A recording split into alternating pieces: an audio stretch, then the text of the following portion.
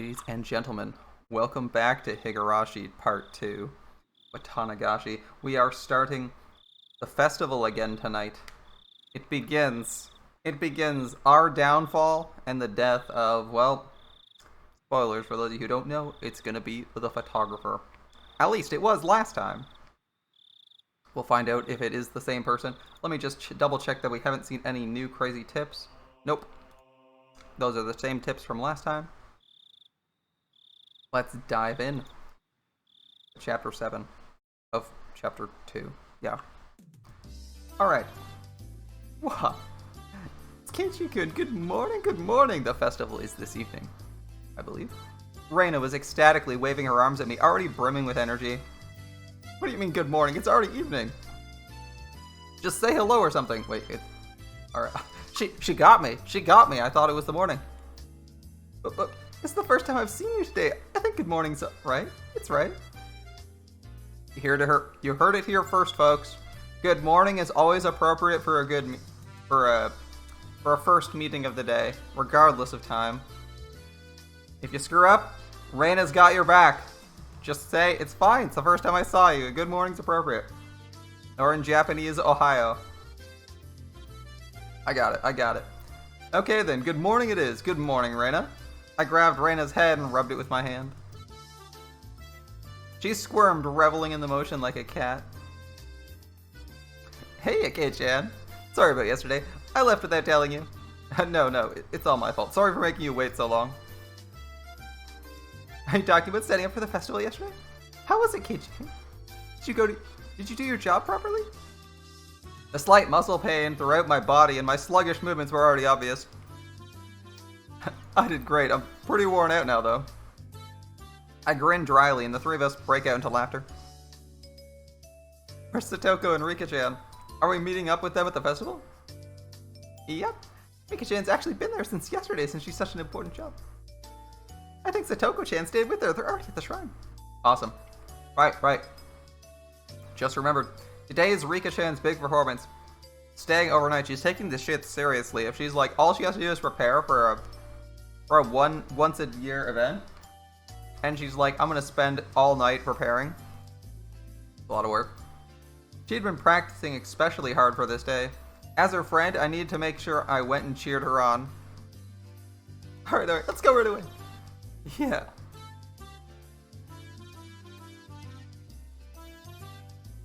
As we got closer to the shrine, we started passing by more people and seeing a lot of parked cars. It makes sense, people coming in from out of town.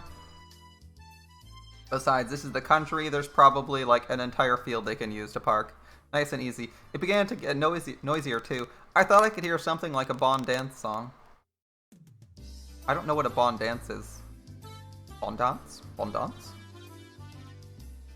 Without being able to restrain my impatience, I dashed up the entire flight of stone stairs. Kenshi-kun, you're going too fast. Wait for me. Man, Kei-chan, you're such a little kid. Don't lie to yourself, Mion. You're totally down for doing the same thing and running up the stairs. Whoa, the shrine grounds, they're packed with people. It's a festival, if I ever saw one. Wow, they went all out this year too. Amazing.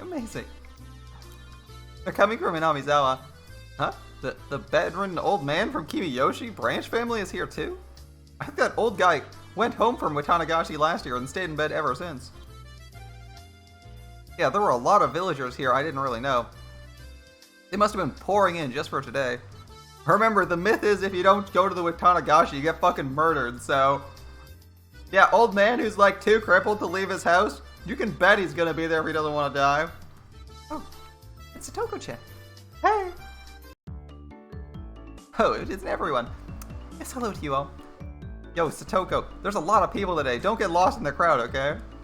Oh, who do you even think you're talking to? Satoko, too, seems somehow energetic. Of course, I'm the same way. Dude, we ran up a flight of stairs. We're totally excited. Let's get into this festival. It looks tasty. There's so much food. Where's Rika? She has free time, doesn't she?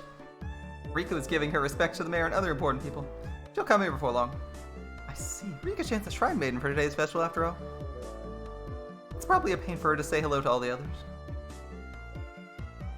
It really is a pain. Hello, everyone. Rika-chan, I want to take you home. Rika-chan wore an immaculate Shrine Maiden outfit that looked fresh off the shelves. It was a perfect fit for her somehow mystical appearance. How does it fit? It's not too long, is it? My grandma gave me some safety pins just in case the sleeves are too long. It's alright. It really is comfortable. As she spoke, she began to do some twists and stretches. It's great, it's so cute. There was approximately one person here getting a nosebleed from watching Rika-chan move. Keiichi-kun, don't you think she's cute, don't you? If you don't, she'll be all mine. I'll take her home with me. I think she's really cute. Totally cool. I mean, that Shrine Maiden outfit looked great. Enough that I want to pretend to be her big brother or dad and take pictures with her. If we take a picture from two different places and make it stereoscopic, we can eat, or rather stare at a real-life Rika-chan at our house whenever we want. That sounds fantastic. Reina's eyes and mine glittered with stars as our noses bled and we drooled. Rika, you best get away from them. Yes, or I might get locked away in a basement somewhere. Haha, you look like you're enjoying it though, Rika-chan. Me, you're being harsh. We all laughed again. Let's not hang around here. Let's get to the festival. There's not much time left until Rika-chan's big debut. You're right, let's go, everyone. You're right, great. Let's go, everyone. Yeah.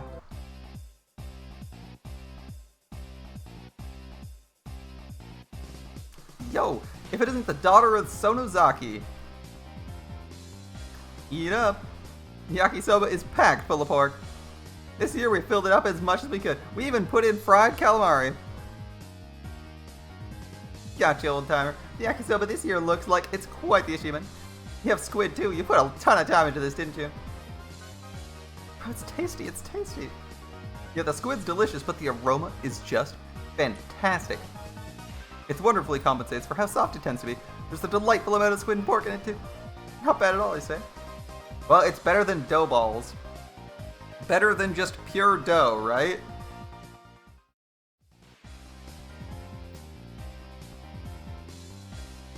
Alright, not bad at all. Let's enjoy this food. A takoyaki stand? Sounds good to me. Kei-chan, you sound like you could walk into a cooking program and become the host. Yeah. When I see Keiichi-kun acting like it's so good, it somehow tastes even better. I don't discriminate among delicious food. Anything I say is tasty, it's gotta be worth trying out, right? Absolutely. And Keiichi, please give us your opinion of this yakisoba again. I'll do it in 2 words. Absolutely scrumptious. If I had a second stomach, I'd buy another one right now. Having heard my 3-star rating, a whole line of people suddenly formed in front of the yakisoba stand. Wow, that's amazing. Kei-chan said it was so good, a crowd started to form. Not bad. It was nothing to bring up, but I still decided to stick out my chest and put on airs.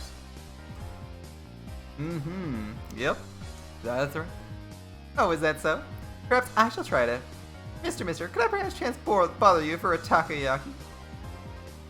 Satoko bought a stick of takoyaki, balls of fried octopus, from the adjacent stand, and after blowing on it, put one into her mouth. How is it, Satoko-chan? If you give it a good rating, Reina will buy it too. Chomp, chomp. Now's the time for Hinamizawa Michelin, Judge Satoko Hojo, to give her impressions. Though she was all for it a moment ago, Satoko hesitated to give her thoughts. You know, what's the matter? Everyone else takes one of their own and puts it in their mouth.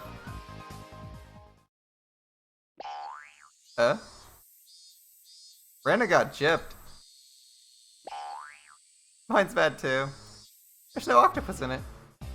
This takoyaki vendor. Could it be one of those summer festival only octopus-free takoyaki stands? Wait, isn't this the stand we had last time? That's our main takoyaki competition target? An evil takoyaki stand that skimped on the octopus because they figured it would make them good money today? Mine had some. Yeah, it's pretty good considering there's octopus in it. It's pretty good considering there's octopus in it. Takoyaki being octopus and dough. Okay. With toppings on it, of course. That's like, it's pretty good considering there's octopus. That's so. How am I supposed to explain that this octopus-free takoyaki is any good? Everyone wondered about that. Our quizzical looks seem to be drawing equally dubious stares from the people in line. How about this? Takoyaki without octopus is really healthy. And even people who don't like octopus can eat this delicious takoyaki. After hearing that, several surprised guests left the line. They're like, how do we promote a takoyaki stand that doesn't have any octopus in it? That's so good. It had the exact opposite effect. I mean, that's what you'd expect to happen though, right? Alright, I'll give it a try next. A self-inspired take on takoyaki in which you can clearly taste the simple flavors of the flour, green onion, and pickled ginger. Ooh, she's going for the gourmand example. The unaffected taste is bolstered by the absence of octopus. They're trying so hard to go through, and it's like the minute they say no octopus, they're like, wait a minute. It wasn't half bad, but after hearing there's no octopus, even more people left the line.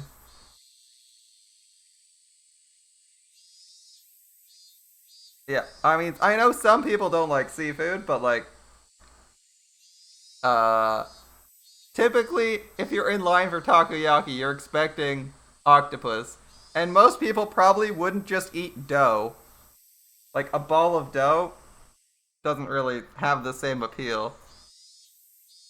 Rika-chan, any good comment? It's like if you ask for salmon and they give you a loaf of, like, you know, you ask for salmon at, like, a restaurant, and instead of giving you, like, a nice fillet, they give you, like, you know, what you expect to be a breaded fillet, and you cut into your fillet, or maybe it's a chicken finger, you know? Maybe it's chicken fingers or something. Like, you order chicken fingers, and you bite into your chicken finger, and there's no bread in it. There's only bread in it. There's no chicken. It's like, I ordered chicken fingers, not breading. Crunch, crunch. Rika-chan, any good comments? You could be honest. 400 yen is too much. 400 yen is too much for this. Oof. Oh, that was brutally honest. Even more customers leave the line, dealing a lethal blow. Alright, so we bolstered one guy and just murder this guy. There are other takoyaki stands around after all. Well, I mean, we may not want to be doing this. Hey, Satoko, you started on this, so give us a great big turnaround. I can't do it. How do you expect me to lavish praise on takoyaki without octopus in it? You idiot. Satoko's angry outburst was the finishing blow. I killed the lion.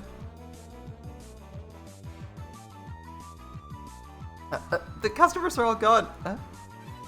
The guy's staring at us. Why is that? Why is that?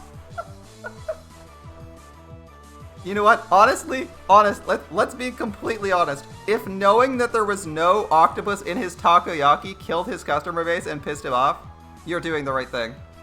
It's like, if you're revealing to everyone in line that the guy is scamming you, like, why would you not do that? You're doing a public service, right? It's like just imagine, you go to a restaurant, you order something, and the guy just takes your money and leaves.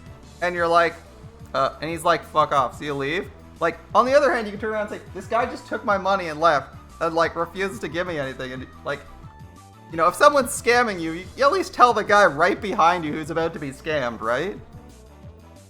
You're like, I'm pretty sure this place is a scam, let's not, I wouldn't recommend it, but, you know, do you. There's no saving this crowd. In fact, I would even say it's perfectly reasonable to say, octopus, this guy hold a sign saying this guy has no octopus in his takoyaki by the stand all day. Be like, I'm just hanging out near your stand, man. I even bought some takoyaki. Or should I say dough balls. Perhaps I, Keiichi Maibaro-sama, will lend a generous hand. There's no... Wait, why are you helping? Keiichi-kun, you can do it. We want you to save the takoyaki vendor who didn't put any octopus in. Why would they do this? Why would you do this? Don't smile as you say the... Why would you try to save this person? That's like bolster the business of someone who sells a bad product. Why would you actively want to do this?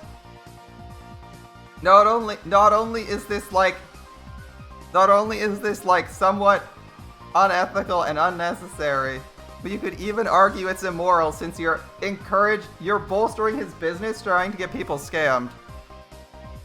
Like, I don't know about that. I'd say this is actually like at going out of your way to promote scams is just as bad as being a scammer. It's like, if you're someone who like imagine taking like a phishing attack. Like, you know, a phishing email, everyone gets a million phishing emails, right? You take a phishing email and you send it to your like grandma who doesn't know shit about computers. That's just about as bad as sending the email in the first place. Cause like, if you're trying to get your grandma to give her credit card details away or buy 500 iTunes gift cards for some guy in India, like, if you're facilitating that, you're just as bad as the guy in India trying to scam people. Let's be honest. You're not obligated to tell other people, although it's nice to do, but you should definitely not actively facilitate scammers. Don't smile as you say something so bitter. Alright, fine. This may be the only chance you'll get to see a pro at work, so watch carefully. I shoved the stick into an octopus-less takoyaki and crammed it into my mouth. As before, there was no octopus in it, but Mion's had some in it. That was the important point.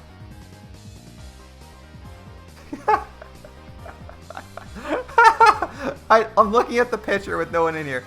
There's like a person leaning over, but it looks like he's just resting his upper body on the grill, like he's dead or unconscious. Like, we fucking murdered him and he's like, I'm fucking done, these kids killed my business, it's all over. The man who runs this takoyaki stand, he truly loves takoyaki in every meaning of the word. It can even be said he adores it. Everyone gasped in surprise, including the takoyaki vendor glaring at us. This man truly does love takoyaki, and because he loves it, he doesn't want to create half-hearted random ones. Isn't that right? The takoyaki vendor looked down, unsure. He knows he's scamming. He's looking down. He knows he's scamming people out of a good meal. Those watching were listening intently, wanting to know why octopus-less takoyaki deserved a high rating. Keiichi, if you really and truly love takoyaki, why did he make it without octopus? Is he not betraying that very takoyaki? You may be right. In one sense, it is a betrayal. However, it is the best possible compromise this man could find. This man is making real takoyaki today, as he always does. However, only one or two of them on each stick are the real ones. What? You're right. The one I ate had octopus in it. And considering it actually had it, it didn't taste bad at all, you know? Right. That was a bona fide takoyaki. As for the others, it was the biggest compromise he could make against the biases of the general populace, who all think there need to be 8 pieces on the stick, or else it's not real takoyaki. Keiichi, I don't understand what you mean. Why is one of them real and the other's fake? Why? The secret lies in the octopus. Mr. This octopus. It's true Akashi octopus, isn't it? In recent years, the number of octopuses caught in Akashi has Akashi? It's Akashi, right? Akashi has decreased, and their prices have risen drastically. The prices are now so high, you wouldn't think of using them in takoyaki. Then that man, who'd been looking down this whole time, mumbled, yeah, that's right. Akashi octopus is very expensive. But this man absolutely had to have a Akashi octopus. He could have bought much worse quality octopus for cheaper, as much as he wanted, and he could have been able to fool everyone. There's plenty of other scamming takoyaki vendors who claim theirs are from Akashi, even though they're not. But this man wouldn't accept it. He wouldn't tell lies. Akashi octopuses are supreme. Octopus are supreme. He would never relinquish this one stubborn conviction. This man loved takoyaki, and that's why he never lied. Yet there was one point he had to compromise on. What would that be?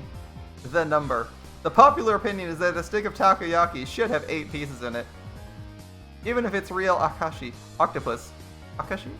Or Akashi. I don't know how to say that in English anyway. Akashi octopus. He couldn't charge 400 yen for just one piece, could he? If he didn't have 8 pieces, no one would buy them. This man wept over it. In order to make just one true piece of takoyaki, he wouldn't ever let himself lie through the other 7. The octopus-free takoyaki vendor burst into tears. I gently clap one of his shoulders. No matter what anyone says, I'll never forget how genuine you are. You, sir, are a true vendor of takoyaki. The only one in the world with the right to call himself that. Claps. Everyone clapped as I embraced the shoulders of this man, shedding his manly tears. Those watching delivered a round of applause, moved by my speech. Everyone, I beg you, please eat some of this true takoyaki vendor's takoyaki. If we don't treasure genuine men like this, how can we protect the true path of the takoyaki? If no one else will eat them, I'll eat them all! That's quite the speech. Everyone watching is lighting up.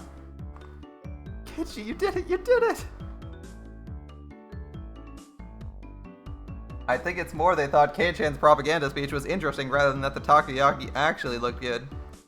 Kei-chan, you could probably sell plain old rocks if you tried. It's true, you probably could. You'd go over well at the entrance of Akihabara Station. Rika, I've never heard of this Akihabara. Where is it? Where is it? Absolutely stunned at my successful pitch, the guy manning the stall next to this one called out to me. Hey, you guys, do that for my sweets too. Great, you all get the gist of this, right? It's your turn this time, Reina. Okay, I'll do my best. When apricot sweets are cold, they're very, very good. The apricot's sitting so quietly and nicely on top of the syrup. It's so cute. I want to take it home. Looks like she lost herself in this midway through. But a girl giving it such natural praise would itself bring in some customers. Alright. Alright. A line was quickly forming behind Reina. Next up is the okonomiyaki stand. Satoko, your turn. Well, the crunch of the fried tempura batter mixed with yakisoba is simply to die for. With a huge piece of bacon lying on top, when you bite into it, it all comes flooding out. Chop, chop, chop. That's freaking great. Now I want to try some too. Then a huge line formed at my words. What on earth is this? Basically, all these onlookers are following us around to all the stands. When people hear about food from others and try it for themselves, it tastes a lot better than it normally would. So that's it. Even Rika was gorging herself on the food, getting sauce on the bib she'd put on to prevent her shrine maiden outfit from getting dirty. Oh yeah, so I'm assuming everyone listening to this is probably going to want food after this. I'm so sorry. I'm so sorry if you don't have a street vendor near you who sells all this food. To be honest, I don't either. I'd probably have to order it from some Canadian, Japanese restaurant. Nice, the older guys are getting into it too. Okay, Kei-chan, what's for me? Alright, Mion, the stand next to that. Show them the depth of your power. But Kei-chan, the stall next to that is... Oops. A goldfish scooping stand. Oops. You gonna eat some goldfish, Mion? A bit out of our element. No, as club president, I won't flee no matter who or what my opponent is. Let's get started. I look forward to a splendid performance, Mion said. The onlookers were watching Mion with hopeful eyes. Are you gonna eat a goldfish? Welcome, welcome. Here's your net and bowl. Alright, here we go, Mion. Let's see, the goldfish are energetic today. They really look delicious. That's not what you're supposed to do. Small things like these, you could crunch them down whole. What? Mion, what in the world are you saying? Mii-chan, you eat them? Did you eat the one Reina caught last year too?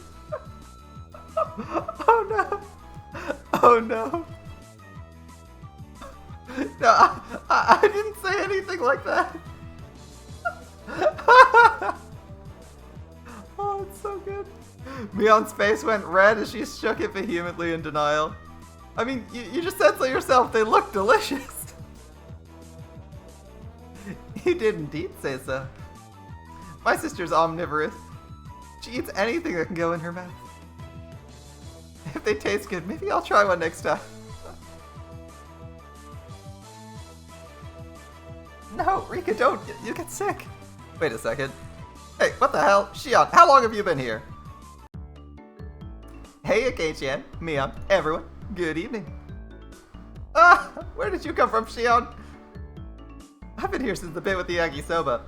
You were all so loud, I found you right away. Oh, jeez. You've got nothing to do with this, do you?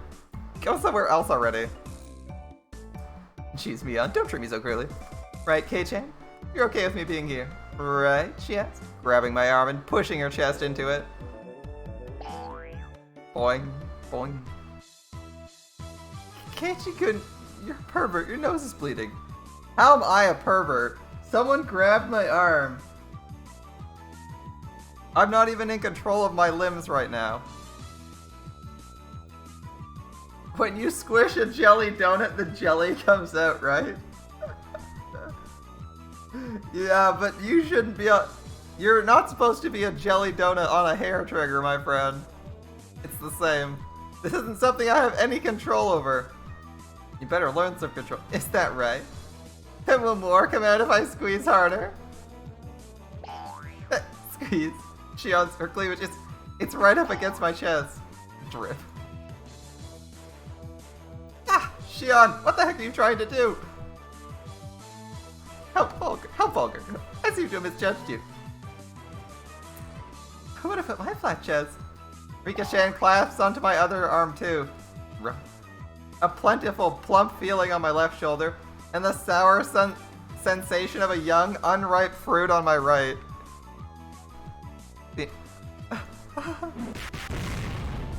Wait, Poopang. Shion, Rika, and I, our faces now bruised, fell to the ground, limbs sprawled. Reina, why? Nice job, Reina. Everyone's so dirty. Why'd you do that? We weren't doing anything inappropriate. It's not like our character's like 18 or something. It really hurts. Rika, you get what you deserve. Sheesh. Reina, get out of here. Get out of here, Reina. Your no fun allowed attitude isn't needed here. Now that Shion was here, the energy around us had increased by 120%. It puts us at 220% energy. That's quite the charge. That's a massive battery. Level 10 Nitocris. Level 10 Nitocris battery, right? Yeah. Your friends are so much fun, Mia. I never get bored of them. Right. If you weren't here, it'd be way more fun, you know? I want to stay with y'all, but if I continue seducing Kei-chan, my sister looks like she's literally gonna bite my head off. So I'll retreat for now. I'll be back. See ya, Mion. Don't be back. Get the salt. Someone get the salt. After teasing her older sister so much, Shion ran away into the crowd of people and disappeared. Shion's definitely the best. I feel I've born witness to a rare side of Mion-chan. Mion-san. And Mi-chan's with Shi-chan. She looks kinda cute. Reina smiled happily, earning her a whack on the head from Mion. Don't say dumb stuff. Let's get to the next stand already. We went about just like that, really noisy and lively, to the other stands. We were paying money towards the beginning, but midway through, the guys running the shops thought we were just too funny, and we ended up being able to fool around without paying much more. Nice. The guys at the end are just like, fuck it, just take my money. The vigorous sound of a big taiko drum echoed through the air. Rika, it looks like it's time. Looks like it. Right, it's just about time for Rika to appear in the offertory dance. Right, dance time. I'm a little nervous. Don't be, you'll do great. Believe in yourself. Exactly. All your sweat will definitely amount to something, Rika-chan. Mion slapped hard on Rika-chan's back. Rika-chan.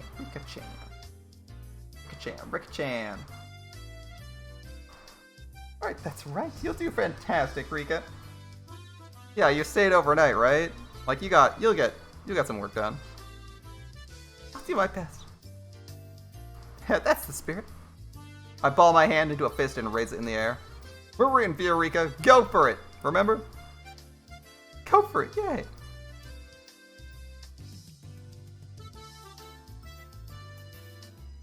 Rika-chan gave the best smile I'd ever seen and then pivoted on her heel and ran off. Okay, we should get going too. Right, let's go cheer her on. You mustn't. You must keep silent during the performance. I got it, jeez. I rubbed a hand through her hair. She was worried about her good friend up until the end.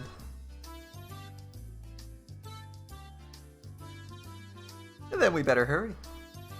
All the good spots will be taken. And you guys are like 4 feet tall. Come on, come on. Mion ran off and everyone else followed a moment later.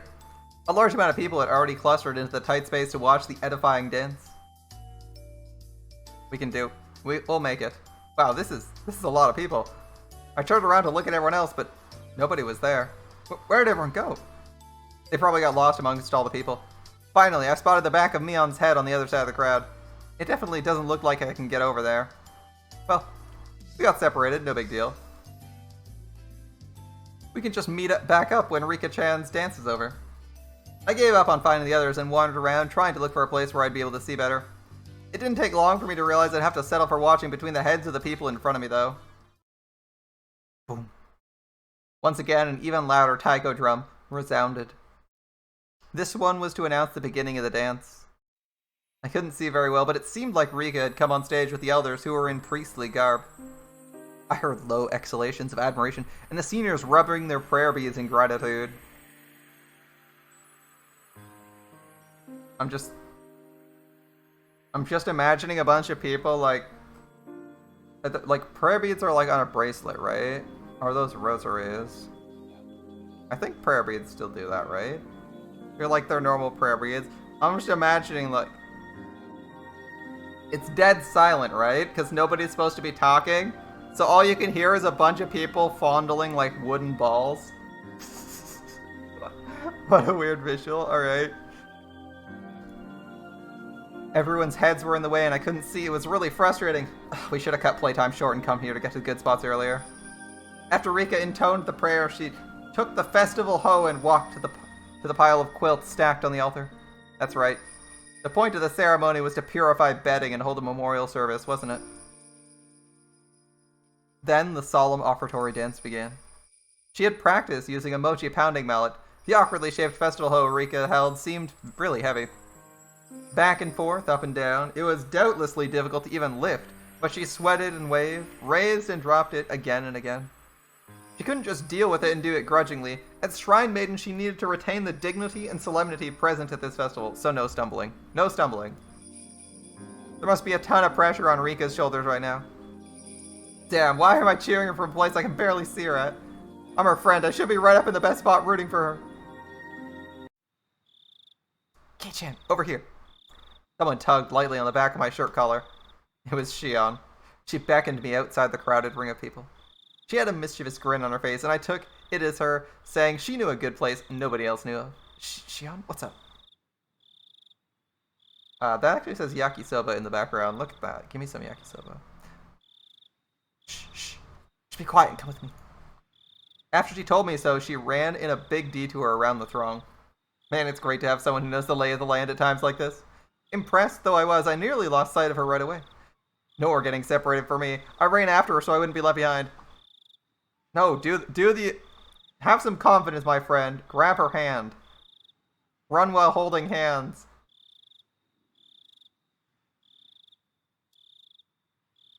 As I wandered in anticipation of what kind of secret spot Shion had in mind, we left the crowd of people and went around to the back of the shrine grounds. Wait, where are we going? We're getting further and further away. Shh, shh, just stay quiet, follow me. You'll understand soon. Shion gave me a wink. It reminded me of Mion as she said that. No sign of people, and not much moonlight. It was dark. We'd gotten pretty far from the crowd of people on the shrine grounds. How are we supposed to see Rika's dance from here? I see. There's some high spot around here. Are we clueless? We're clueless, right? Like a rooftop somewhere we can look down at, right? What? Why do we have to climb onto the roof? What? How else are we going to see Rika-chan's dance? Did you really want to see Rika-chan's dance? Kei-chan, could it be your strike zone is really low? Well, I don't think we understand each other here. Bear in mind, this is Mion's younger sister, so she's like the same age as us, and our character is completely clueless. Completely clueless. The minute we left the crowd, I was like, oh, I know where we're going. I know where we're going. That's why I said he should have held hands. But no, we're too clueless to even consider that we're getting dragged off for a makeout session with Shion. Come on, man! Aren't you gonna show me somewhere I can see Rika's dance from easily? What? Who made that promise? What's going on? Why me? Why do we have anime protagonist syndrome now, where our character is too stupid to even bother to make out with a person he's been like dating for the last week and a half? Come on. It's my fault. Why do I always misunderstand Shion? Is it my fault? Actually, it is your fault. You're a complete idiot. Am I just reading the wrong things into it? Yep. But why did you call me all the way out here? With an expression that indicated she wasn't fooling around, Shion pressed her index finger to my lips and said, slowly and quietly, "This place is a dark, dead, empty spot. You can't see it from the festival grounds. And now a male and female of the same age are all alone together." Could it be? Shion, she's not planning something crazy, is she? Shh. Look over there. See? Shion whispered, pointing into the dark underbrush. And there we saw two figures, one male, one female. What's that? Is that... We're right at the scene of a rendezvous, of course. Look closely. Can you tell who they are? I peered intently into the dark at Shion's suggestion. Oh, it's Tomitake and Takano.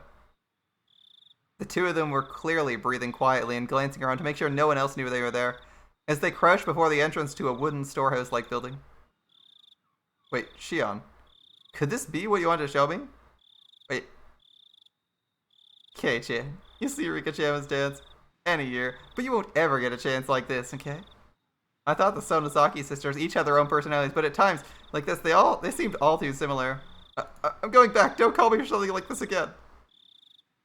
If you move now, they'll see us. At our noisy argument, Takano suddenly turned around. The fuck are you doing? There is such a golden opportunity here, and you're wasting it. Oh my, who might that be? We held our breaths and tried to wait it out, but it seemed like Takano was now acutely aware of our presence. How hard can our protagonist throw? If he gets murdered because of this, I feel like he actually deserves it. Shion and I exchanged glances, then gave up and climbed out from behind the bush. Why, hello there. The moon sure is beautiful tonight, isn't it? My. If it isn't Shion and my Barakun. How hard can my Barakun throw? This is like the throw of the century. The throw of the fucking century. Good evening, yes. The moon certainly is pretty. Oh, what's this? Keiichi, you sure are smart, you know that? Having a secret date in a place like this? I guess we accidentally interrupted something important. You're the ones who are meeting up secretly. Tomitake and Takano laughed themselves, and it got on my nerves for some reason. Wait, so you two weren't having a rendezvous then? Of course we weren't. Though I don't dislike that kind of romance. Unfortunately, this wasn't the location of the rendezvous either of you would want to see. Sorry for not living up to your expectations. If this wasn't a rendezvous, then what were you doing? Tomitake, were you messing around with the padlock on the door just now? But after she said that, I looked at the two of them again. And I definitely saw it. They were hunched in front of a warehouse door, fiddling with a pretty heavy-looking padlock. My god, you're like... Every fact we discover about this scenario makes our character look like he's throwing harder and harder. Like, we didn't get a good description of what they were doing, other than that they were in the area. And, like, every time they describe the scene, it looks even dumber for our character to be doing this. Making, like, a massive noise while she's trying to be stealthy. You are a terrible ally. Terrible support. And this might even result in Shion getting killed. Oh my god. If Shion dies, I'm gonna be really disappointed. Mostly in Maibara. / Keiichi. Alright. Well, guess we've been found out. We were trying to break into the warehouse. But don't tell anyone, alright? Don't tell anyone? Are you thieves? I demanded, unthinkingly, just because of how absent-mindedly Tomitake-san was grinning. Nah, never. Thieves are people who steal things, right? It's not like we're trying to take anything out of here. Yes, it's breaking and entering, not theft. I see. Then why are you trying to unlock the door? This is the forbidden storehouse for ritual tools. They say only the Furude family and a mere handful of others are allowed in. Forbidden storehouse? I took a few steps back at that and looked at the entire warehouse. It certainly looked like one, built removed from any signs of people, almost as if in secret. It was filthy, revealing how little it was ever opened. And it was built to be durable, giving it a strange, overpowering impression. Now that I looked at it more closely, it was certainly different than normal warehouses. This place... They're called ritual implements. Basically, it's a warehouse where they store such tools used in rituals. Well, more accurately, maybe a temple where implements are enshrined. The ritual hoe Rika is using for the offertory dance was inside here until yesterday. Or until today. Of course, if anyone but the Furude family enters, they bring impurity into it, so absolutely no one is allowed a single step inside. It's a sanctuary. Shouldn't we absolutely not be coming to a place like this then? Don't you not believe in magic? However, Takano was wearing a childlike expression, an innocent smile at the best and a terribly cruel grin at the worst. I told you, I was researching Hinamizawa's folktales and legends out of an interest, didn't I? A lot of the answers to questions I'm curious about are hidden away inside here. I've waited all this time until today for this chance. One chance.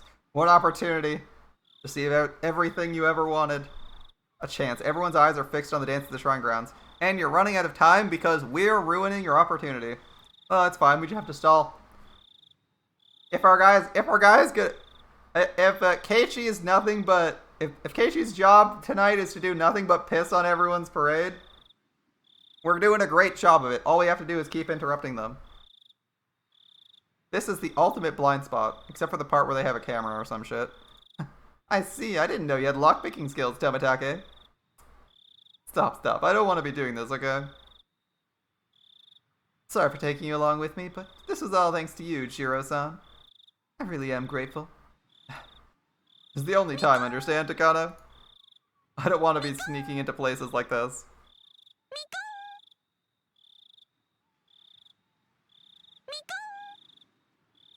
You really are a good person, Jiro. Clink. Tomitake undid the padlock and placed it to the side. It's open. Thank you. At long last. Takano gulped. With an unusually excited air about her, she gave the heavy door a shove. The sharp smell of mold and dust flowed out from the gap in the doors. I'd claimed curses didn't exist, but in this situation I could believe in them. If we went into such a holy place with our shoes on, it feels like we could be punished somehow. How about it? You're accomplices too. You came all the way here, why not come in and take the tour? It'll be a little field trip to a museum of precious cultural artifacts that conceal the secret history of Hinamizawa. And it's only open today. We're not accomplices or anything. How hard are we throwing our lives away here? They legit murder you for literally no reason or even investigating.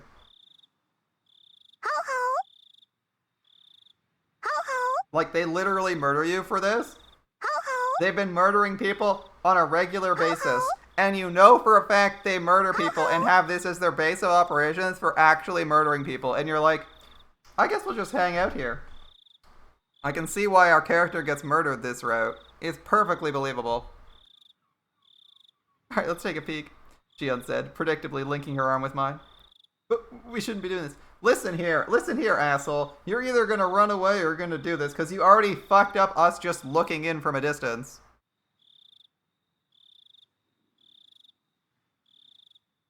It's a holy warehouse, isn't it?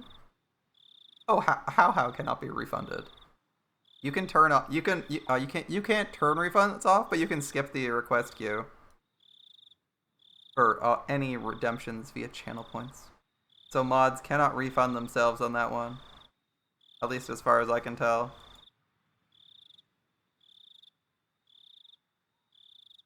Sound rewards. In fact, I could do that for all of them. It's already enabled for some of them. There's a couple that it's not, but...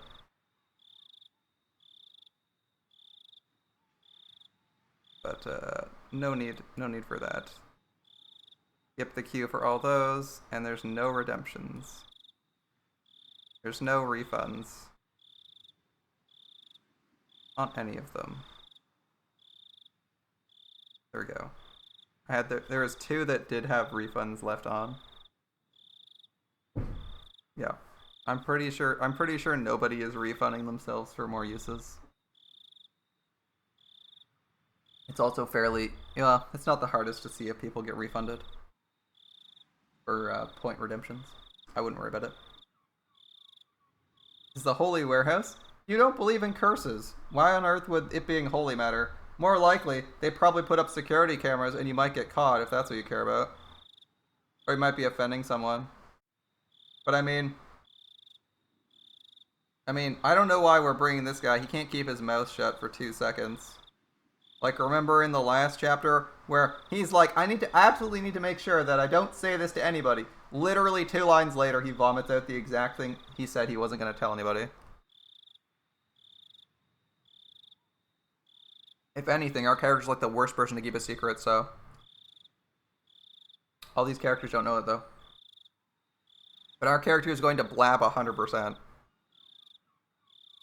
You said ritual implements, right? I really feel like we shouldn't go in. I'm a part of the Sonozaki family. I have a good-ass guess as to what we'll find in here. But I want you to see it too, Kei-chan. You want to show something to me? I thought it was just a ploy, but Shion's eyes looked entirely serious. Of course, she was the sort who could lie with a straight face. And I was an average boy too, a clueless one. Think of the opportunities. You could have gone along with playful Shion and gotten close to her, but you had to be completely blind. And then you could have gone along with Shion's next plan and noticed the 2 people sneaking into the building and observed it and not gotten in trouble, and now you're going in because you fucked up like not once but twice. He's really fucked up. My curiosity is at least twice that of a normal person. Sleeping forbidden treasures, never to leave this warehouse. Chances like this don't come around too often. If I had to choose, then I want to see. Until the locked door is open, though. I don't know about this. If you're not interested, Kei-chan, you can leave now. I think you'll wonder about it later, though. Tomitake-san spoke after listening to our discussion, himself having sat down on the stairs to take a short rest. Okay, how long is this stupid ritual? Isn't the ritual like 2 minutes long? It's literally like her dancing for 2 minutes, walking down to the river, and then she runs back here and puts the hoe away. And meets up with us literally like 2 minutes later as we're still doing the festival stuff. Everyone's gonna get fucking busted due to this conversation if the timeline for the rest of it goes the same. I'll keep watch here. Go in and check it out with them. I'm not too interested, but it might be pretty interesting for a young guy like you, Kei-chan. He said, laughing mischievously. There was no ill will in his laughter. Tomitake, do you know what's in there? Kind of. Takano told me all about it. Must be a pain to have to go along with your companion's unique hobbies, huh? Tomitake didn't answer that, only responding with a pained smile. Why don't we take his camera and take pictures? Takano had this kind of scary air about her. Like she'd drop absolutely everything for something she had an interest in and go straight for it, but Tomitake, on the other hand, seemed like the gold standard of what a normal person should be. Having him tell me so frankly to check it out suddenly made the guilt feel lighter. Okay, but just a little. Take his camera, dude. If it's not interesting, I'm leaving. You got it. Shion gave me another Mion-like wink. Looks like we're decided. Shall we go inside? Jiro-san, we leave this to you.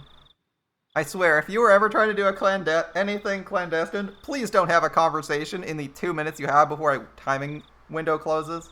Like, this is way too long. It should be, you following me or not? Shut the fuck up if you aren't and disappear. Like, you shouldn't be, like, having a conversation because that's also really loud and people can hear you. The inside was pitch black, but Takano turned on the battery-powered lantern she'd brought, revealing a pretty cramped front room. It's dark in here. Everyone take care not to trip over everything. I appreciate the concern. Okay, doorman, keep a good watch. We're shutting the door now. Takano smiled spitefully as if leaving Tomitake-san out of something fun and began to close the door. This guy is literally a photographer. Just take his fucking camera, man. Man. Alright, everyone, have fun. Okay, in we go. There was a low, heavy, and loud noise, and we were completely cut off from the outside world and covered in silent darkness. Takano-san's lantern was the only light we had. It'll be fine. It's an outdoor lantern with backup batteries inside. It won't go out or anything. Looks like Takano noticed my uneasy expression. I couldn't help but blush a little and avert my gaze. Deeper inside there was a heavy and old but sturdy door with solemn decorations on it. It was the last door sealing away what was within. Strange how it has an antechamber even though it's just a warehouse, isn't it? I believe it's set up this way so you open one door at a time, never letting the room with all the tools be seen from the outside. Takano-san explained this, awfully impressed by the construction. But still, it's really dark in here. That over there, I spotted a circuit breaker hanging from a clump of wiring clumsily attached to the wall. Oh, here, isn't this the light switch or something? I flipped the biggest switch I can find, and with a click, the pitch-black room was illuminated by an old bare light bulb. Everyone scrunched up their faces at the sudden strobe-like brightness. Don't! Before she even finished, Mion slapped my hand and flipped the switch back. There was another loud click, and the room returned to darkness, with only the lantern for illumination. Ow. You can't, Kei-chan. We snuck in here, remember? Like I said, this guy does nothing but fuck up. We are at, it's been 5 minutes and we've fucked up 3 times. Not counting the 20-minute conversation outside. If you turn on the light, it gives us away. I'm scolded by Shion fairly harshly. It looked like she was worried about whether someone had seen them from the momentary light. Gods, our character is such an idiot. Alas. He seemed semi-intelligent in the last playthrough, or the last chapter, but I feel like in this chapter, he's just been endlessly ripping the idiot ball away from every single other person. It's alright, I was only for a moment. Takano remained a relaxed adult. It seemed she was confident she could talk her way out of it if someone did see us. Let's go in. Here we go. There. The even heavier door opened, and this time it wasn't just the dust that came out with the air, there was also a nasty smell. One smell was like opening a dust-filled cupboard in the back of the kitchen that hadn't been opened in years, and the other smell was hard to explain, but it was like the raw odor of a fish market. From how the sound echoed, this room felt far larger than the first. Takano held up her lantern and revealed the contents of the expansive room. At the back wall of the storehouse, right in front of us, was a Buddha-like holy object standing there looking down at us. I was taken aback by its unseen force lit up by the slender beam of the lantern. That's the guardian god of Hinamizawa. Oh yes, Shiro-sama.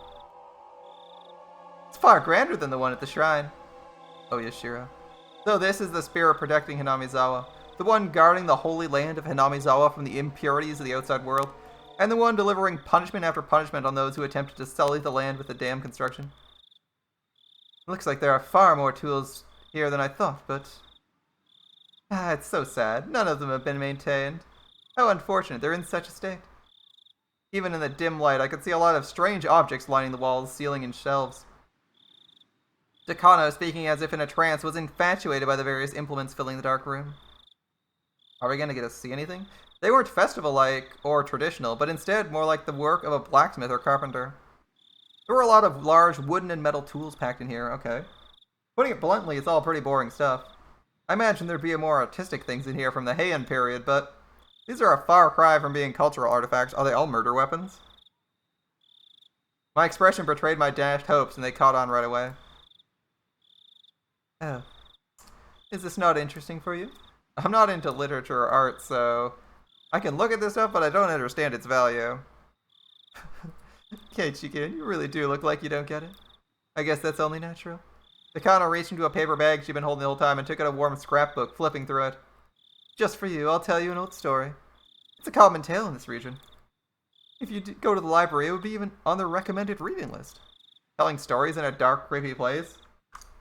Man, this guy's gotta, ruin everything. You're, sneaking into some place, trying to figure out what's in there, and your character's just like, well, it's not exciting enough. Fuck this, I'm leaving. Come on, man. Now we can't even figure out what's in the rest of the room, because instead, we're wasting, 10 minutes of our life, instead of figuring out what's in the room and getting out so we don't get caught. We're appeasing this dumb fuck Keiichi-kun, who can't freaking imagine that he's gonna get fucking murdered by the obvious people who are the murderers in this town, because he doesn't believe in magic, but he believes in breaking into places he shouldn't be when there's murderers in town. Come on, guys. Come on. At least get out of there in a timely fashion. This is so stupid. Everyone is, literally bending over backwards to accommodate how stupid Keiichi is. I'm freaking irritated at that.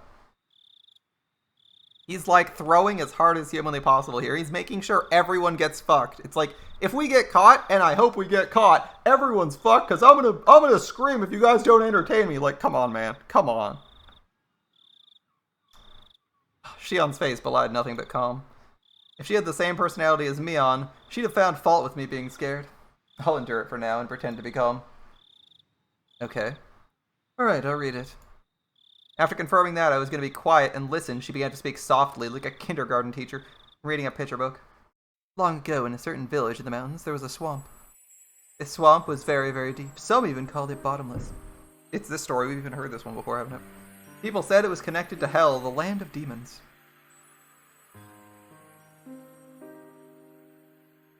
Okay. The rumors said it was deeper than the ocean, that anyone it swallowed would sink into the underworld, a bottomless swamp. Its name was Onigafuchi. Wait, I thought back to the story I heard yesterday about the sacrifices sinking into the swamp. Could it be the swamp she's talking about?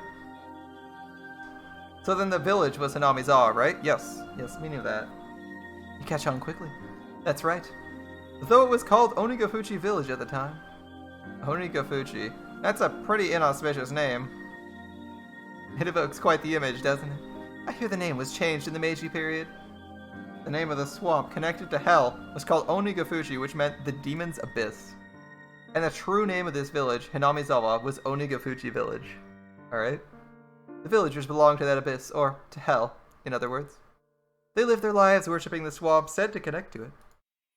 But then, one day, demons began to appear, one after the other, from deep in the swamp. The villagers feared that hell was overflowing. They mercilessly attacked the villagers. They could only watch in fear. They could do no more than hide themselves and tremble. So, did someone exterminate them? Unfortunately, there's no Momotaro or Superman in this fairy tale. Did they get the whole village together to fight them? Heavens, no. The villagers weren't nearly strong enough to fight on equal terms with the demons. Then the only recourse would be to flee. They couldn't do that either. To the villagers, it was their beloved homeland. It didn't matter how terrifying the demons, they couldn't have run away so easily. Then what did they do? Wouldn't they just get wiped out? Unable to fight, unable to run? All they could do is wait for the village to be destroyed? Then, when everyone had lost hope, their god, Oyashiro-sama, descended unto them. I see. So Oyashiro-sama came down from the sky and beat up the demons? Oh, you're such a boy, Kei-chan. You always jump straight to using force to resolve things. Shion sighed, a little annoyed. Embarrassed, I held my tongue. The thing about Oyashiro-sama, he isn't a violent god who'd beat them, like you're saying. He's a kind god filled with love and benevolence. Except he murders people every year, or people murder him in his name. People murder other people in his name. The strength of Oyashiro-sama, descended from the heavens, couldn't be compared to that of demons. They didn't even fight, they simply prostrated themselves before his radiant authority. He urged them to go back to hell from whence they came, but they wept and challenged him, saying they could never return. The world of the demons, too, had harsh commandments. They claimed they'd been banished from hell. Demons? Who didn't have a place to go, either in hell or the human world. Of course, they were at fault for attacking the village. They deeply reflected on it and were sorry. As the villagers conversed amongst themselves, they began to pity the demons, and after talking with everyone, they decided to live alongside them. A lot of fairy tales have them being exterminated or driven away, but you don't often hear one where they live in peace. But you're right. Demons are supposed to symbolize all evils. A story where they decide to live together with humans is certainly strange. I like how we've had, no visuals of the actual background. Or I guess the backgrounds in this game are not that good, so I wouldn't expect to see anything too crazy in the background, too cool in the background. The story works too, but I would have liked a description of some of the more interesting items instead of just oh, there's stuff on the walls, it's metal, okay, boring, bye. When the demons first heard the villagers' invitation, they doubted their ears, but soon burst into tears of joy. The villagers had given them a place to live. It was said that in payment for this good deed, they shared their many kinds of power and secrets with the villagers. Oyashiro was very pleased with this happy exchange. He gave the demons the bodies of humans so they would be indistinguishable from the villagers. He himself decided to stay on the surface and watch over the everlasting peace between them. A land in which man, demon, and god live together. I thought the word demon was a noun meaning evil that needs to be exterminated. A god may have mediated for them, but you don't often hear happy endings like that where both sides live in harmony. I see. I guess it is kind of interesting. Although the normal fairy tale ends there, it was revised quite a bit during the Edo period into a much longer story. After that, the humans and demons intermix, and eventually there's no difference between them. So demons ended up disappearing?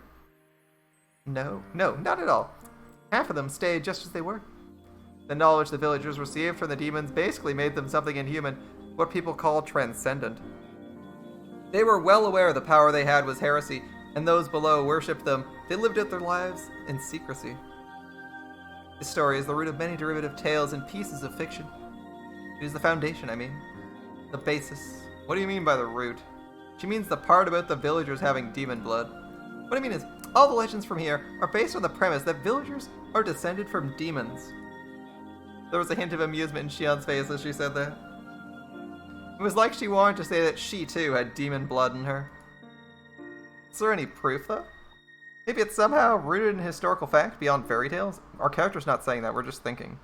Oh, my Barakun, do you believe the demons really did come out of the swamp and breed with humans?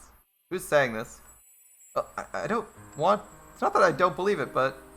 When she said demon, she meant the ones from hell, but... In ancient Japan, the word wasn't necessarily used to denote that kind, right? The more well-known uses involve the drifting foreigner theory. As the story goes, Westerners who were shipwrecked in nearby seas had such markedly different customs they were called demons. Japanese people were relatively similar in appearance to other Asians, but everything about those from the West was different. Their physiques, their faces, their skin color. In Japan, terms like red demon and blue demon invoke images, especially of Westerners. Lacking in skin pigments, Westerners would sunburn easily and turn red. Being fair-skinned, I think blood vessels appearing on their skin look blue too. A handful of accidental aliens would drift into Japan and come under persecution, being called demons. They would flee into the mountains to survive, turn into bandit groups and attack villages for food and the like. How does that explanation sound? Maybe it's a bit childish? Nakano gave me a weird smile that, when, having come up with such an impromptu hypothesis, I unconsciously followed up with self-deprecation. Still, she didn't smile to make fun of me. Why did it not use quotes for any of that? He said it out loud? So he said this plan about Westerners being demons. Makes sense, okay. But she didn't smile to make fun of me. It's not ridiculous. There's a lot of people who subscribe to the drifting foreigner theory. Even so, nobody actually knows what happened. Were they groups of foreigners who turned to banditry, or were they really demons who came from the bottom of the world? Then, Takano, what do you believe? The truth of the matter aside, I'd rather believe the more fantastic explanation. It's more fun that way, isn't it? Her answer made her sound a wee bit like a romanticist. You know what's also a bad idea? Actually believing in real demons, and then, in a village filled with literal demons, and being like, I'm gonna go investigate this. It's one thing if you're like, demons aren't real, these are people. It's entirely another when you're like, I have no protection against demons. I believe demons are real, and I'm gonna go provoke them. Like, are you looking to... I don't understand.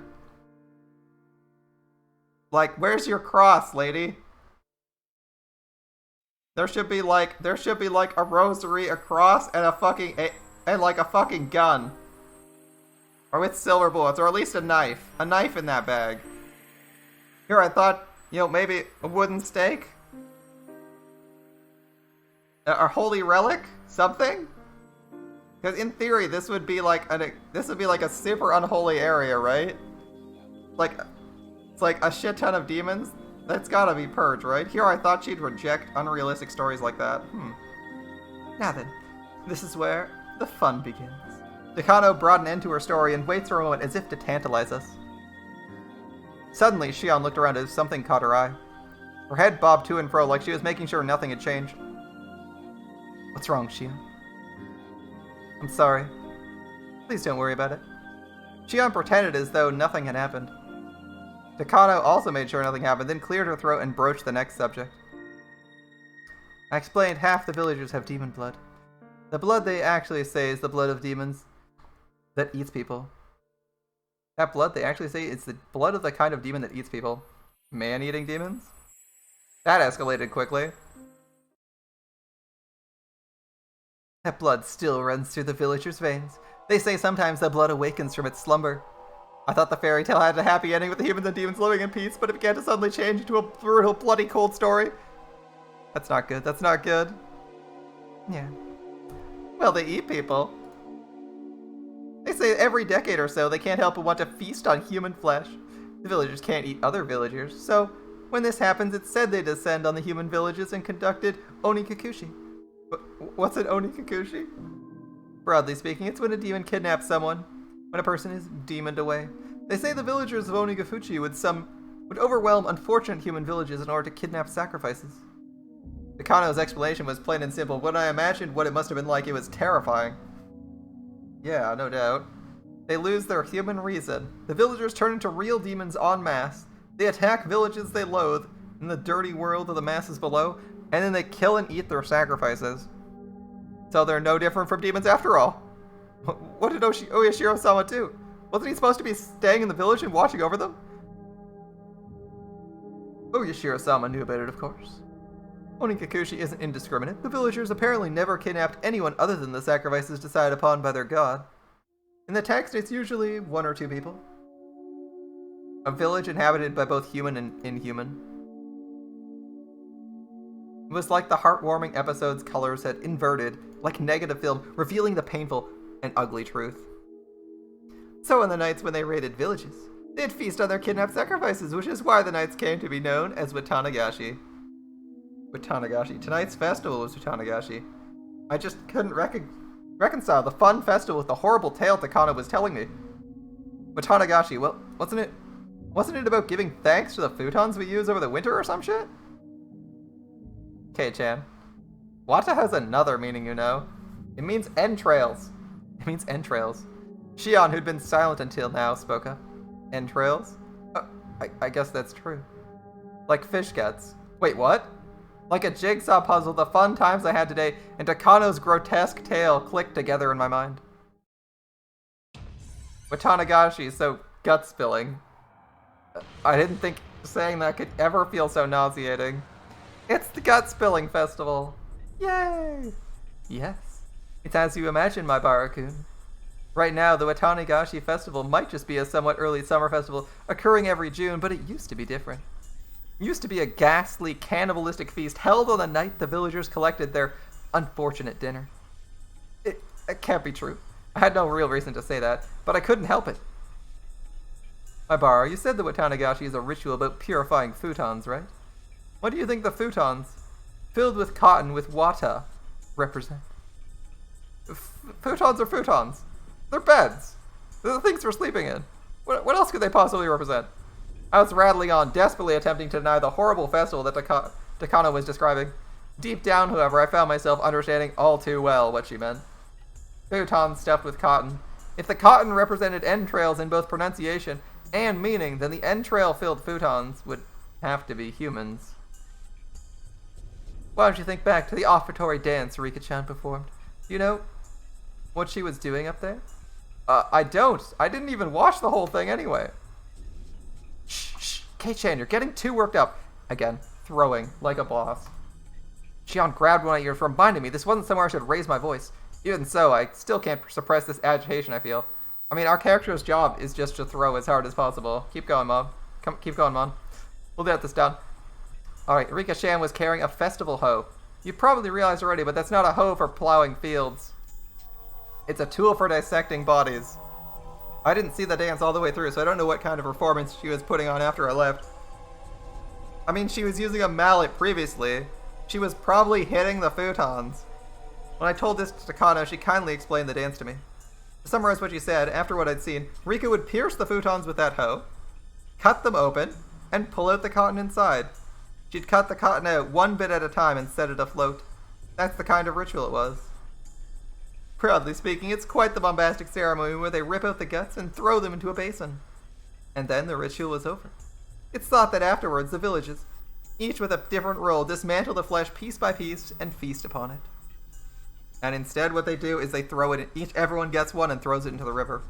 And Takano's strangely happy giggle, I felt for some reason violent displeasure.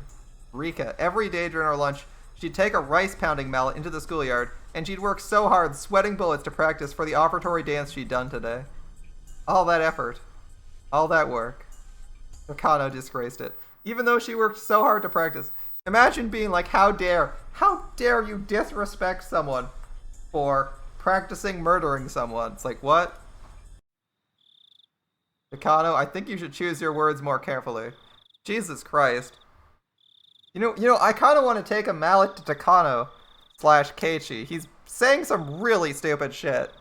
He's like, so you're saying these villagers, where all these murders are taking place, Rika's practicing murdering people. Oh my god, I can't believe you're disgracing her, you can't believe you're disgracing her honest practice for ritual murder. And you're like, are you fucking serious? It's like, oh my god. It's like, oh my god. This guy spent so much effort learning to snipe people, and he tried to kill the president, but a stupid bodyguard knocked him down. Can you believe that bodyguard? All that effort wasted. And you're like, are you fucking serious? Like, he tried to murder someone. It's like, are you serious? That's what you're mad about? You're like, oh my god, he stopped him from killing someone. How dare you? Like, come on, man. Get some fucking perspective. Kenshin's pretty unique. No, you shouldn't tease him that much.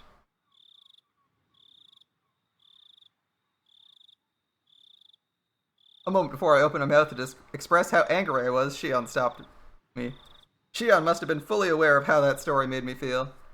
Yeah, apparently you're super irritated that Rika's not able to that you're making Rika practicing ritual murder look bad. I'm sorry.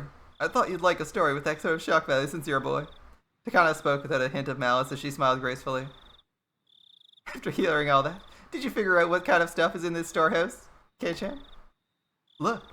Shion pointed out one of the walls vaguely illuminated by the lanterns. Remember, he was complaining about metal tools. There were. Mere moments ago, they hadn't held my interest. They were just boring-looking tools lined up on the shelves. They should all be bladed implements, right? All those uninteresting tools I didn't understand how to use, the ones they literally wouldn't show us or describe, they took on a new meaning, and I couldn't help but let out a groan. At first, they looked like carpentry tools, like chisels or planes. However, when I thought back, I'd seen pictures of those sort of tools before. They came up in a Japanese history textbook. On the page introducing Kaitai Shinsho, the new text on anatomy. These sorts of things, they're printed realistically in the literature of Germany, capital of the medical world. Apparently Germany is the capital of the medical world. Today I learned that. In 1980 at least, these aren't carpentry tools. These strangely shaped tools, they're for dissection. Everyone knows that in the Edo period, they'd dissect the corpses of those who'd been put to death in order to gain knowledge about Western medical techniques.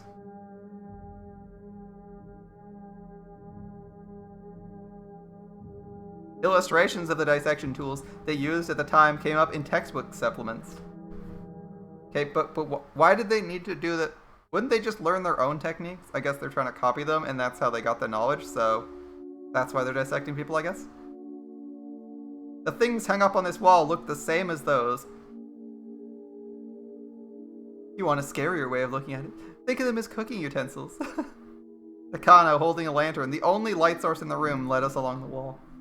She had the only light, so I had to walk after her whether I liked it or not.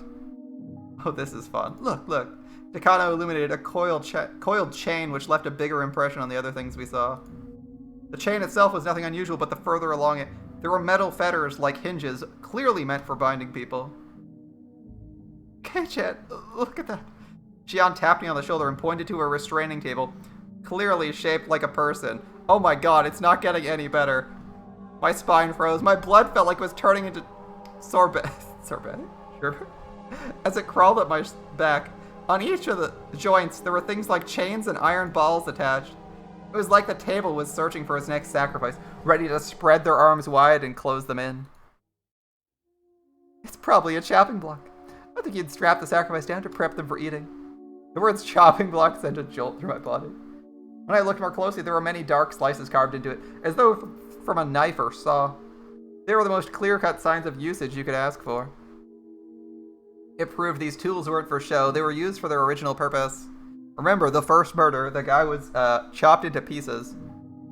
If someone was strapped tightly onto this table, they probably wouldn't be able to move even a muscle. Their guts would be defenseless. You'd take one of those eerie-looking cooking knives lined up over there, stab them with it, and slice open their belly, dissecting them. I'd heard the stories. This is incredible. Before coming in here, Shion mentioned she had a good guess of what was inside, but it seems to have exceeded her imagination. There's still more. How about it? More fascinating than the Wax Museum, right? I can't believe this guy was so stupid to think a bunch of bladed weapons were not, like, super suspicious. No, fuck it. Like, imagine just, like, going into a shrine and you're like, alright, they probably have some boring-ass ritual elements. And you're like, wow! All kinds of knives. That's really weird. Boring! Like, come on, man. Come on. Like, man, there's all sorts of knives and hacksaws in a shrine, huh? That's weird. Okay, fine. It's like, that's boring. And they had to tell him a story to make him shut the fuck up. Ugh. Takano had this happy expression like she was visiting a toy store for the first time. I don't get it. This Mio Takano person has nerves of steel. She's probably... Her nerves are a little bit stiffer than most. Are these bizarre, grotesque objects that fascinating to her? I, for one, was not enjoying myself. I'll be frank. This was all too weird for me. Still, there's something even more horrifying than all this. The fact that they're keeping it secret or have it all stashed away in here? Yeah, probably. That would be none other than Takano-san herself. Takano holding the lantern, giving off a thin beam of light. If she suddenly turned it off, this is what our characters... Then what would I do? The next moment, everything went totally dark? That's why I was scared. Takano had the only light, and anyway, I was scared. At some point, Shion started holding on to my shirt sleeve. It was a little annoying to walk like that, but I didn't want to grab. Again, hold hands? Come on. That for practical reasons. That minor sensation allowed me to feel the presence of an ally here and there. Before we even walked halfway through the Storehouse, the air I felt on my skin changed completely. These cruel tools lined up all crammed together in this place. Some were horrible ones made to take away sacrifices' freedom, and some were made to efficiently disassemble and prepare the bodies for consumption. These were just the things I understood. There were plenty of other strange-looking objects I couldn't even guess the purpose of. Now that I was here, I didn't have the slightest desire to hear the details about what sort of terrifying reasons they were meant to be used for. At the very least, they were all completely different from the sort of clean, simple killing functions of a katana. Tools to kill people are obviously constructed in a way that they could kill people. If that was the goal of the person you used them on, they would obviously end up dead. The kinds of tools here were different. The ones that were here were for cutting people, for crushing them, for boiling them and cooking them, for grinding them. They were tools of torture. They weren't made to kill people. People dying was just an incidental result. Actually, they might not even kill them. If the sacrifices could die during such a horrifying ritual process, that would be nice, but they don't even die in the end. They remain in a state of hellish pain. Perhaps they were only being allowed to live. Only now, in this moment, did I fully realize that was how terrifying and fearsome that difference really was. Yeah. People, you see. Most of these wouldn't kill them if used properly. Kano-san, as if reading my mind, displayed a shocking smile. Burning at the stake, the famous method of execution for witches will kill the person immediately. When the body suffers extreme burns on the skin all over, the decomposition of the skin's chemical makeup produces poison-like symptoms and causes immense shock to the victim. Though I suppose it's still very cruel compared to the guillotine, you have to wait far longer for that to happen. She describes such horrors in a strangely medical way. She is a nurse, right? She is a nurse, so she's clearly interested in anatomy, and apparently is perfectly comfortable with talking about slicing people open, because, I mean, you know, nurse might have to... I guess nurses don't do that much surgery, but they probably have to cut people open here and there.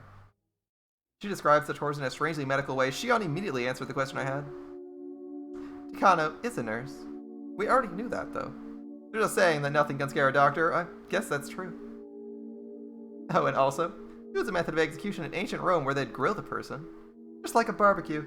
They'd cover them in wire netting and slowly cook them over a charcoal fire.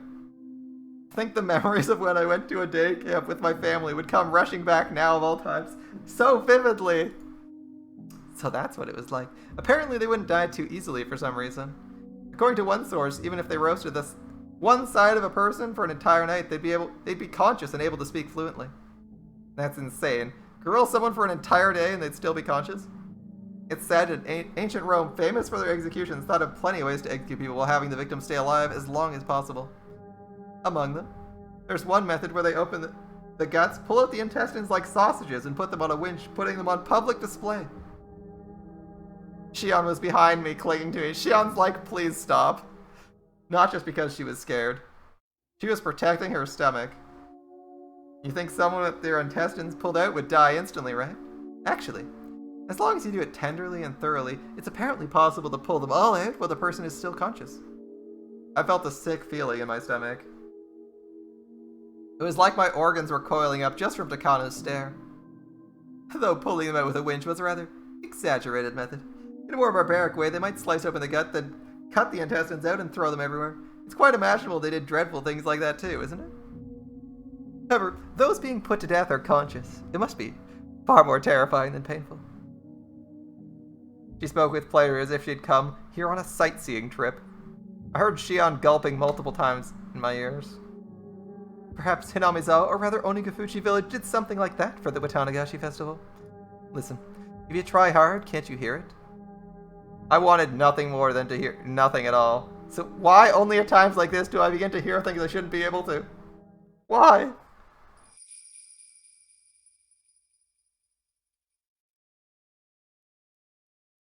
Takano, having realized she'd scared Shion and I enough at this point, smiled soothingly. And then she turned on her heel, raised the lantern, and began to walk again. If Takano left us here, we'd get even further away from the light. Shion and I, no matter how scared we were forced to follow her along on her field trip through the ritual storehouse. This is where our character gets so panicked. He grabs the flashlight from her. They wrestle, and the flashlight gets dropped on the floor, and the light goes out. Right? If this was your generic horror movie, that's what would happen, right? That would be appropriate, right? A nice scare when the light gets dropped. We can even have him accidentally kill someone or seriously injure her.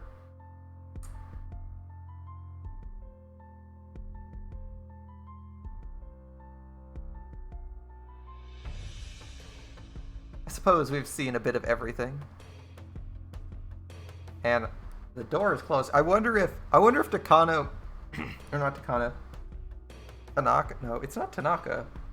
What's the guy's name? The photographer. I wonder if he locked the padlock. Yep, if he sees someone coming and we can't hear him, would he just lock the padlock and fuck off? That would probably be a good call, right? I suppose we've seen a bit of everything. See? This place is interesting, isn't it? She says, raising the lantern high in the center of the storehouse. The dim lighting didn't change, but for some reason it felt like I was able to see all those horrible tools at once. Kei-chan, look up. Shion stammered while grabbing the nape of my neck. What's above us? I couldn't tell because it was so dark, but there were a lot more tools hanging from the ceiling as well. They all looked like they were made of iron bars, and then I figured it out.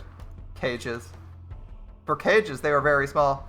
Cramped cages, just for one, like a casket. If you got locked up in there... No, you wouldn't get locked up inside. It was another tool meant for restraining people, where the iron bars would squeeze you tightly. All of the so many big and large, things of all shapes were hanging down. Takano's mention of execution by grilling crosses my mind. We weren't just surrounded on all sides by these terrifying instruments. Things crowding the ceiling were even hanging over our heads. There are many of these sorts of bird cages among European torture devices. I'm surprised to see them in Japan as well. Kei-chan, is there something in there? A person? A mummy? Where? Shion desperately pointed to one of the many human-sized bird cages hanging from the ceiling, but I couldn't tell which one she meant. Being that dark, there wasn't any way you could tell if something was in there in the first place.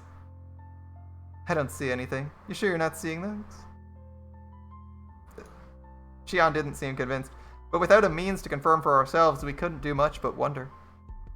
My bar, after seeing all this, have you come to believe in it? The countless terrible rituals passed down in Hinamizawa? Are you thinking about the murders? How about you think about the murders for 2 seconds, guys? For 2 seconds. Think of how many people are getting murdered in this place. If a city of less than 2,000 people has had like 6 murders in it. Come on. It's got nothing to do with believing in them. Now that I've been shown the real things like this, there's no possible way to deny it. Even the nations of Europe, with all their beautiful landscapes and legends, were like a maelstrom. during the witch hunts in the Dark Ages. It's well known that that era gave birth to countless gruesome forms of torture and execution. And Japan was the same way. Didn't it have its own era of hellscapes like torturous feasts because of religious suppression and things of that nature? Hinamizawa itself had such a period. It had much history behind it. Even in Europe, land of the witch hunts, that was all far in the past, no more than a series of historical events, and in this age, nothing that abnormal would ever happen. That must apply to Hinamizawa as well, right? Opium. Opium indeed. Just as Europe had its Dark Age, Hinamizawa had one too. That's how this should be taken. Even if these things all really happened in Hinamizawa, they're all long past. They don't have anything to do with the people living in Hinamizawa now. My bar, you really do like this village. It didn't sound like she was making fun of me. Takano gave me a light smile. Takano, you're researching whether or not these customs survived into the present. You are, right? Shion suggested something that made my heart leap into my throat. Are you telling me all these horrible things are still going on today? Dude, like, there's been like 5 murders in this city. Are you kidding? There's been like 5 disappearances. What I'm about to tell you is secret, alright? I told you, Shion, because you're understanding, but the other villagers don't want to hear it. Why are we telling Maibara? He literally can't shut his mouth. He literally can't stop talking about everything he sees every time he sees it. Please, don't tell him this shit. If you don't get murdered tonight, you're gonna get double fucking murdered. Holy shit. You're gonna get everyone double killed when Maibara spouts it to literally everyone in town. Hey man, I went into this hidden place and we saw so many crazy murder implements, man. I don't understand how the Watanagashi is connected to this. They said it was used because you people used to be cannibals and murder tons of people, and there's like murders going on right now. Isn't that crazy, guys? Oh man, it would be bad if someone murdered me for saying all this stuff. Thankfully, I'm only gonna tell other villagers, so nobody is aware of what the fuck's going on. That character is like desperately struggling to seize the idiot ball as hard as possible. Alright. If things go awry, I could be ganged up on and punished. Shion flashed a devilish smile as if reveling in the immorality of it. My Barakan, you keep it a secret too, okay? If this gets out, I could suffer Oyashiro-sama's curse, or be made into a sacrifice. If it's the curse, I wonder what kind of death it'll be this year. If it's the sacrifice, well, will I be thrown into the Onigafuchi swamp while still alive? It's tonight, you know, the night of the curse? Takano said, bringing her face right up to ours. As if to say she had the choice, she'd rather suffer the curse. That's what she seemed to be implying. Takano took a fairly worn notebook out of her paper bag and began to flip through its pages. There were all sorts of references and clippings attached to them. All manner of things were written inside. The letters were very small and bunched together, so I couldn't tell at a glance what it was about. What I'd really like to do is search the National Library for newspapers from the era, but... here it is. A photocopy of a page from some book was slid into the notebook, and it too was written in small, tight lettering. Like the other pages, I couldn't tell what it was about just by glancing at it. It's a story that actually happened. It was around the end of the Meiji era. They discovered an unknown mangled corpse, victim of a murder in Onigafuchi village. An old newspaper clipping attached to the page spoke of something that was no mere rumor or fairy tale. We don't have most police documents from the time, so it's all based on oral traditions and memories. See? It's not very clear, but it looks like a cutout of a newspaper from the Meiji era. Never before has there been such a corpse treated with such cruelty and inhumanity. Could it be the work of a demon? Being a copy of a copy, it was very hard to make out, but it was more than enough to make me feel strangely tense. Near the end of the Meiji era, why do I keep saying area? In old Onigafuchi village, a mangled corpse was discovered. The identity was unknown. It wasn't even in a state where it could be identified in the first place. It was missing a head, and each limb was separated from the body. Skin had been peeled off the entire body, and there were markings that implied terrible torture in every place imaginable. Not only that, but the belly had been cut open by a sharp knife, with the entrails completely dragged out. The police immediately began an investigation, but since they couldn't determine the identity of the victim, much less the criminal, finding answers was extremely difficult. You understand what it must have been like? I couldn't imagine such a strange sight, even if I tried.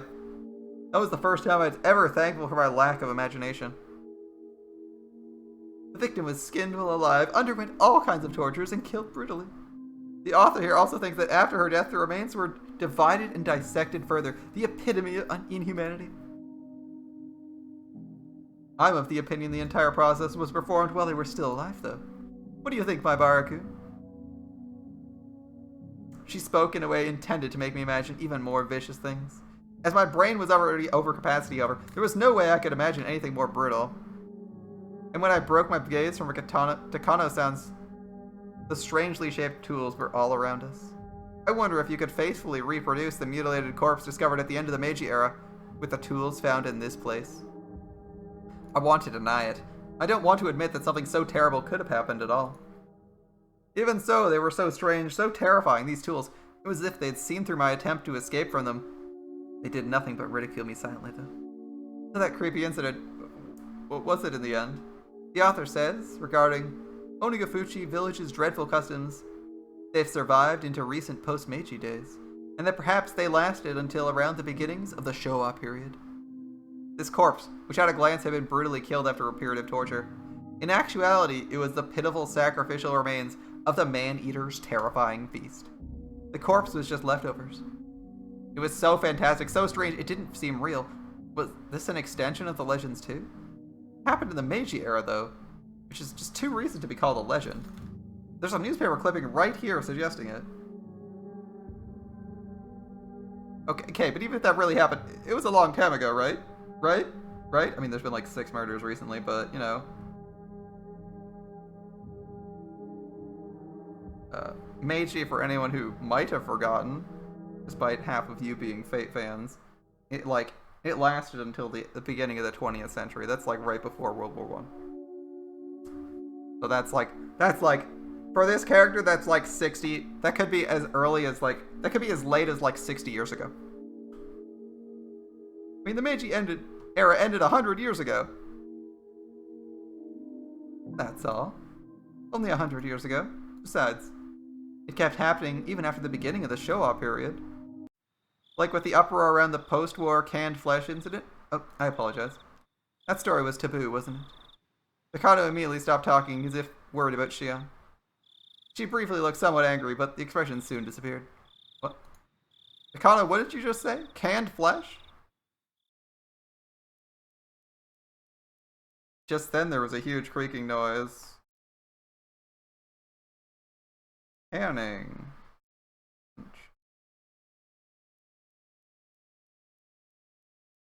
Canning was invented like before the Meiji period, so that's not necessarily super recent. Just then there was a huge creaking noise. Everyone whipped around to look. It was Tomitake, who'd opened the door slightly. Did I startle you? Oh, Jiro, could you not resist seeing inside? This is a splendid treasure trove of torture devices. I'll pass on that. I'm bad with this sort of thing by nature. Mikado held her stomach and had to muffle her laughter as if she wanted to make a comment about his masculinity. In any case, the dance and ceremony are over. Everyone's going down to the stream. The festival will be over within minutes. Oh, that's no good. My Barakun's just such a good listener, I couldn't help but tell stories. I'd really rather you not mention me in a place like this. Jiro, could you wait out front? I want to take a few pictures. There are actually a lot of tools I'd like to bring home, but we obviously can't do that. Again, Takano took the camera out of her paper bag and began to snap photographs. She looked like she was having fun, like she was on a scavenger hunt. Dude, you need to get the fuck out of here. Keiichi, are you leaving too?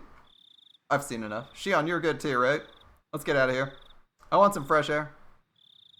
I agree. Let's leave.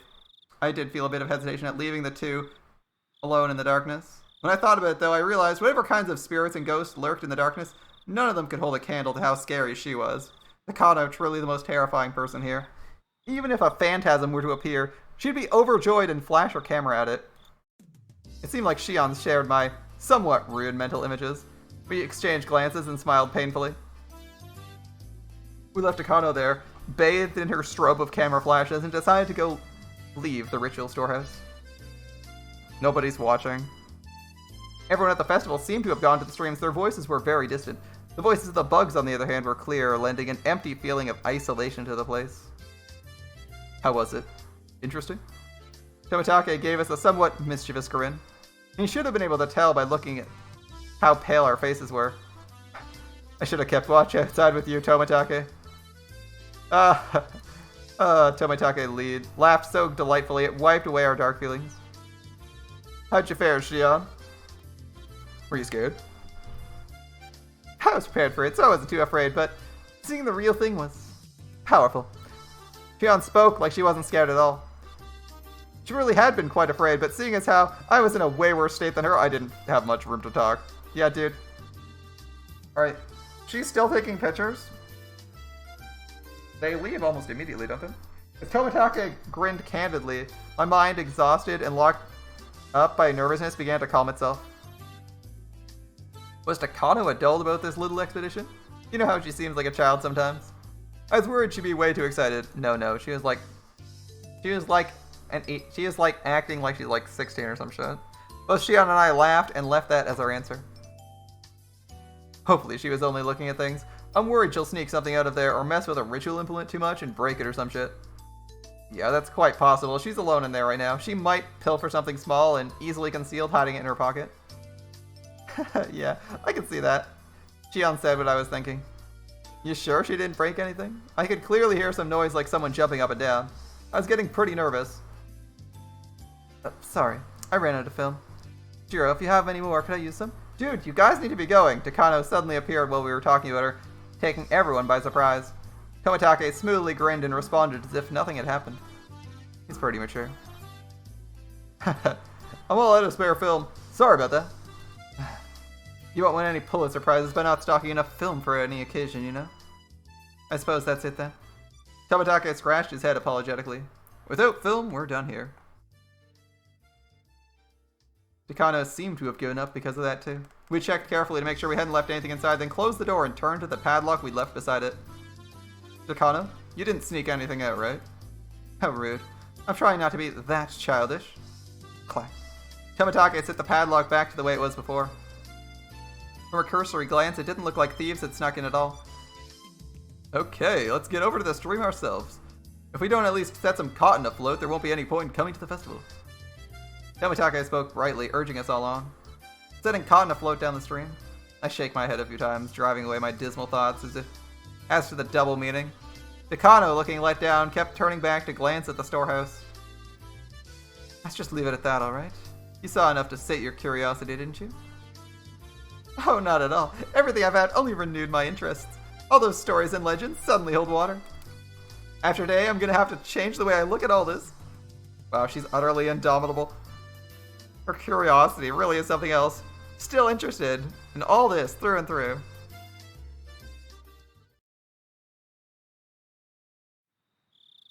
We descended the stone stairs and all the people crowding the stream came into view. Friendly reminder that Takano is the person who disappeared. In the first part, Takano was the person who got disappeared. So, we can now imagine what exciting things she was experiencing while we were panicking about our own inevitable demise. We descended the stone stairs and all the people crowding the stream came into view. Near the bottom of the stairs, we could clearly see people receiving cotton that had been cut for them, and then wishing on the cotton and setting it afloat downstream. And now we have ooh, I need a drink. Incontrovertible proof. And now we have incontrivable proof? I don't remember how that word's spelled. That yeah, that cotton is definitely body parts. Awesome. One thing if it's just like a rumor. It's entirely another when you see a lot of messed up implements in that room. Certainly wasn't for bedding. The festival was over. Damn. I missed my chance to photograph the best part of the Watanagashi. Oh, but it's not too late. I'm gonna go and set some afloat. Perhaps you could take pictures of me? Takano, with an impish expression, brought her head to Tomitake-san's shoulder. Despite his age, he looked embarrassed. I felt an honest respect for Tomitake, man to man, for dating such a handful of women. So a reminder that our character literally cannot bluff to save his life or tell a lie. He is like 500% screwed. If anyone asks him what the fuck he was doing, he's gonna blab real fast. Goodbye then, my Barakun. Shion-chan. We're going down to the stream. Would you like to come with us? No, no. I couldn't get in your way. Please take your time. Shion waved her hand to them with an expression just as impish as Takana's. Tomitake, on his part, seemed to want us to come, but, whatever. Shion gave a big stretch and sat down on the stone steps. I'm pretty worn out.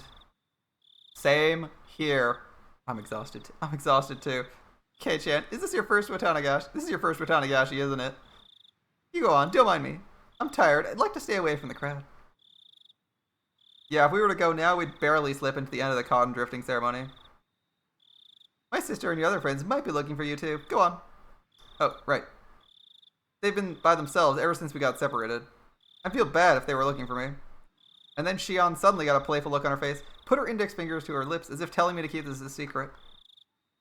My sister's the type that gets really jealous. If she knew I was hogging you this whole time, she'd never let me hear the end of it, so keep tonight a secret, okay? Keeping tonight a secret.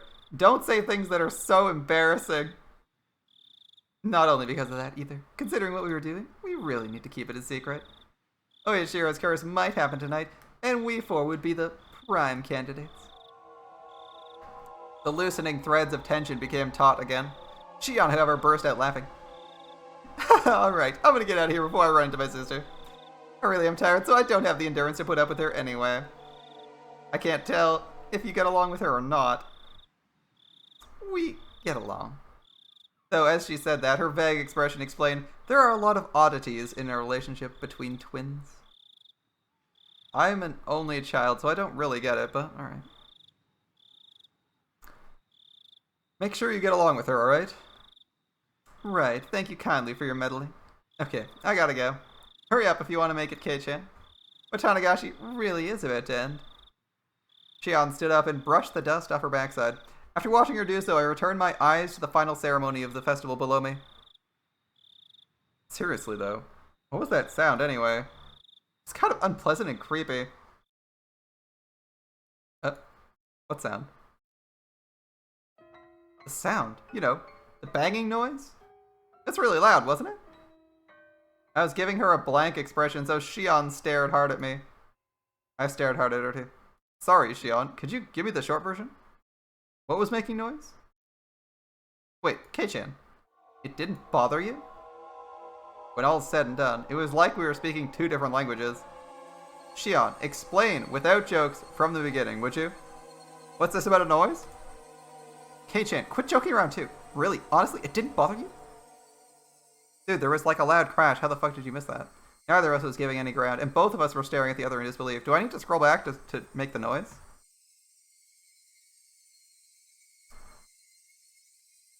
Blah, blah, blah, blah. Blah, blah, blah, blah. It was in all caps, right? At some point? No. It's before...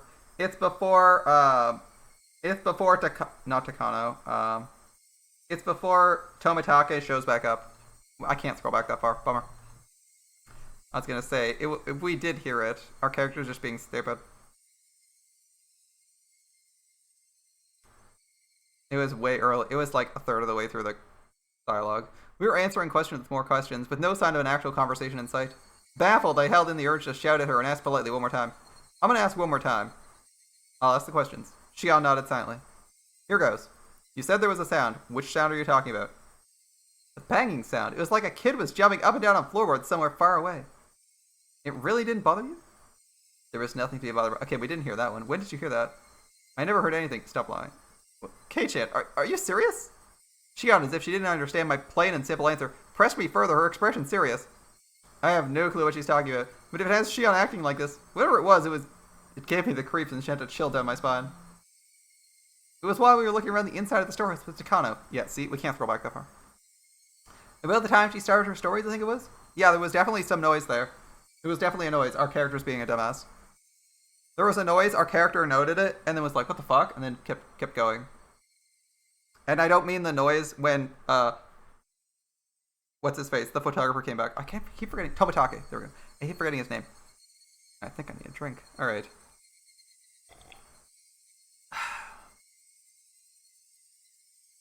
Okay. Little by little, Louder and louder. Off and on. Oh, we didn't hear that. We only heard one sound. We heard one sound and stopped listening. You heard a banging sound like a child jumping on distant floorboards? That can't be true. Don't start trying to scare me after all that. I didn't hear anything at all. In fact, it was so utterly silent in there, my own heartbeat was deafening. You did hear one crash. You did hear one unusual noise. Please don't try to scare me either, Kei-chan. It was like something was making noise in time with the kind of scary stories. I was totally creeped out the whole time. The chill rose from my spine to the back of my head. My blood turned cold as it crawled up my body. When it reached my head, my mind froze over. You and Takano weren't paying attention to it at all, so I pretended not to hear it either, but... You heard it, right? It happened a bunch of times. It was really loud. I would say it happened twice. Shion's eyes were begging me to tell her I heard it. I had no doubt, however. My own eyes suggested something entirely different. Hey, you've got to be kidding me, look. In that storehouse, we were surrounded by brutal ritual tools that looked like they were from another planet, listening to terrifyingly old stories. Now, to be fair to her, our character is notoriously unobservant and was literally like panicking, was like endlessly on the verge of panic just from Takano's stories. If he probably wouldn't have noticed a noise in the background. He barely even noticed the murder and torture influence when they were right in front of him. Like, our character's pretty fucking clueless. He would have missed that shit. The whole time, Shion had been hearing a sound we couldn't hear by herself. Should that make Shion, who heard it, tremble? Or should it make me, who didn't hear it, tremble? I didn't know the answer to that at the time. For now, Shion seemed to have made that decision before I did. What are you laughing about? I really got you, Kei-chan. I was fibbing the whole time. What? Shion laughed, saying how easily scared I was, and clapped me on the back. Her smile seemed somehow artificial and actually made me feel worse. Then, after leaving with 2 or 3 generic goodbye phrases, she left, almost like she was running. All I could do was look after her, my mouth agape. And at the end of the day, I didn't have a clue what was going on. Shion laughed it off and said she'd been lying, but... she couldn't possibly have been lying. Of course not. Now that I think back, Tomitake said the same thing, didn't he? I could clearly hear some noises like someone jumping up and down. I was getting pretty nervous. Tomitake, the most neutral party present at the time, said he'd heard something. Then that noise, it was real? The banging sounds, as though a child were jumping up and down on some kind of floorboards far away. The curse, which happens every year, might happen again tonight. And our character is, of course, like, well, you know what I think? I think I'm just gonna leave her alone tonight. She'll be fine. She'll be fine. There's only a murder every year this night. Who cares? Let's not hang out with the police officers and be like, I'm a little bit nervous. I heard a scary story, officer. You're like, they're like 14, right? So whatever. She's like, oh, I heard a scary story, officer. I'm a little bit nervous. Can you stay near me or some shit? And like, dude, pull some bullshit like that. Come on. It's okay though. It's okay. Even though there's murders, we're gonna leave her alone. Even though she's clearly marked for some sort of death, we're not gonna act. Gods, I hope my bar fucking dies. He's making some insane decisions. It's like, I 100% believe in this murder shit. Well, bye. You're not gonna try and do anything? I'm gonna tempt these murderers instead. I'm gonna kick a hornet's nest and just be like, well, shit, people are dying. Well, sucks. Alright, man. The most plausible victim candidates were Takano, Tomitake, Shion, and me, so naturally, we're going to all go our separate ways. Like, everyone's favorite crew of mystery busters, you know? The gangs all gone their separate ways. We're splitting up and looking for clues, and someone's gonna get fucking captured. The bustling of the people sounded further away than I would have liked, and the sound of the insects sounded too close for comfort. Yeah, we're probably dying. No worries. We're probably dying at the end of this arc, though. I'm near so much human warmth, and yet I can't ever go back there again. That was the ominous idea that sprouted in my mind. Then all of a sudden I was pounced on from behind, causing my heart to lurch. Keiichi, we found you. It was Rika. When I turned around, Mion and Reina were there too. Mion sighed and said, we finally found you. Now we just need to find Satoko. Everyone got split up this year. We should make sure we have somewhere to meet up afterwards next year. You're right. It's just a festival. We should all be together. I listened to Mion's happy declaration with a little bit of guilt. Keiichi, did you root for me while I was dancing? Oh yeah, I did. I saw it all. You did a great job all the way through. No mistakes either. I don't know what the dance was. Yeah, that's right, Rika. That didn't count as a mistake. To be fair, we literally couldn't see.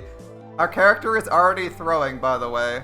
This lie is terrible. What he should have said... What he should have said was he should have said the absolute truth based on what he saw, and he can say like, yeah, I had trouble seeing it. I had trouble seeing it. There was people in the way, but it looked like you were doing a great job. That's all you say. That's what you say. It's 100% truth, no lies. But instead, our character, being the kind of person who literally can't shut his fucking mouth for 2 seconds or lie to save his life, or even just tell a half-truth, he's like, I saw literally everything. I had front row seats. I can't believe you missed me. Like, come on, man. I tensed up as I realized I made a mistake of my own. Mion slapped a hand on my shoulder a little roughly. A gross sweat broke out of my whole body. Did you do it too, Kei-chan? Did you get some cotton and send it down the stream? Now here's where he says he did that too, right? You haven't yet, right? Is what I could feel her saying. Without the courage to tell more lies, I lifelessly shook my head. Huh? You haven't, Keiichi? You should go now, it'll be over. It'll all be over. Sorry, this is my first Watanagashi, so I don't really understand the rules and stuff. That's right, I'm sorry. At least that one. See, that's a truthful answer. That's a truthful answer that doesn't look suspicious. I mean, they wasted a ton of time talking, but I don't know if that was wasted, talking with Shion, so fine. Mion took my hand and we started walking down the stone steps. Hey, Kei-chan. What? Did you see Shion? My heart skipped a beat. Maybe Mion could sense my surprise through my hand. No? Oh, no? Oh well, I think I sort of saw her. She looks so alike, though. It might have been you. You wouldn't have gotten that wrong. Like, come on, bro. Come on, bro. Come on, bro. We're wearing different clothes. You even saw her. What? Oh, that's right. Mion's momentary silence was like a death grip on me. This guy, I swear to God, he should have just said, yeah, I saw her. I saw her. We had a chat. I couldn't find you. I couldn't find you guys for it. We had a chat. Like, just say something like that. That's like a perfectly sane thing to do. It's 100% true. This guy's too stupid. He has to, like, every single line he says, if he knows something someone else done, is like the most sketchy thing. It's like if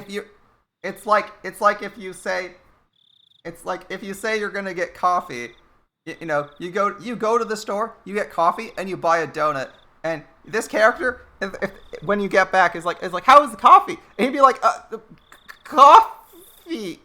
Yeah, I had coffee. Yeah, coffee. And you'd be like, are you fucking serious? Like imagine that kind of response, right? Like, you're like dating someone, they say they're gonna go get a coffee with a friend, and that's the response they give you when you ask how the coffee was.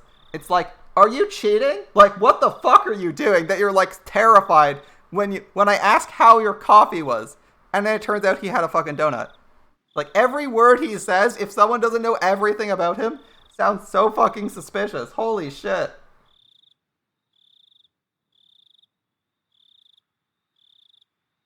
Like, okay, the easy response here. Easy response. Did you see her? Yeah, I did. Yep, ran into her.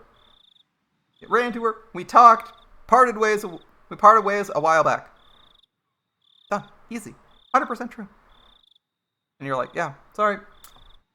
You peaced out. You know, I saw her when she was while Rico was performing. Ran to her while she was performing. We parted ways. The end, like, come on. But of course, our character who has to like throw as hard as humanly possible is just like, I might have seen her. I can't tell you two apart though. Like, are you serious? They were literally on screen together 5 minutes ago.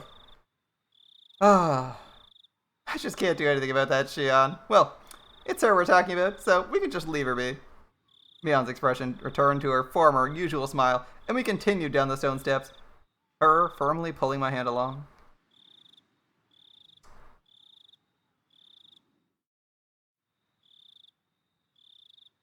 How lost? That one sounds interesting. Igarashi. Alright, that looks like the end of the chapter. Since we've already done the cotton ritual from the scrapbook 4 and 5 after the festival. Have a look. See what's going on, and that was a heck of a long chapter. A good chapter, but a long chapter. Watanagashi. The rite of Watanagashi is performed during a village festival every June, even now, but reading back to its origin turns up a seriously sanguine ceremony. Originally, it would happen at fixed intervals, and after receiving Oyashiro-sama's trust, they chose a sacrifice.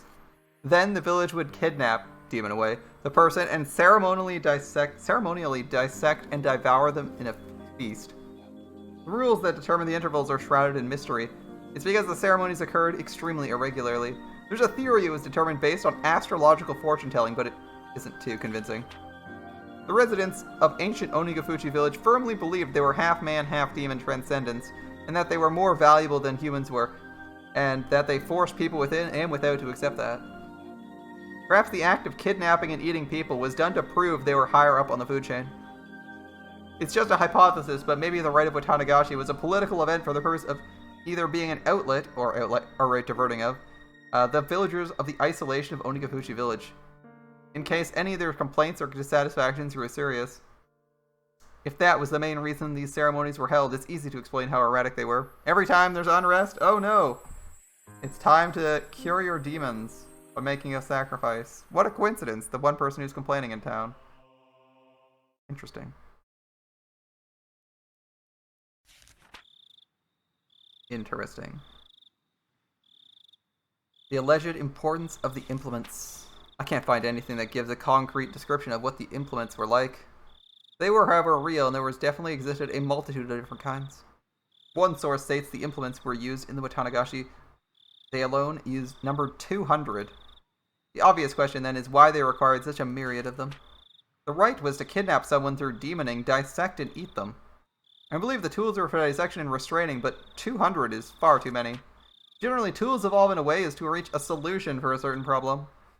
Once you've reached the ultimate goal, that is, attained a certain level of efficiency, the tool's evolution normally stops there. Regardless, why would they have created so many different kinds?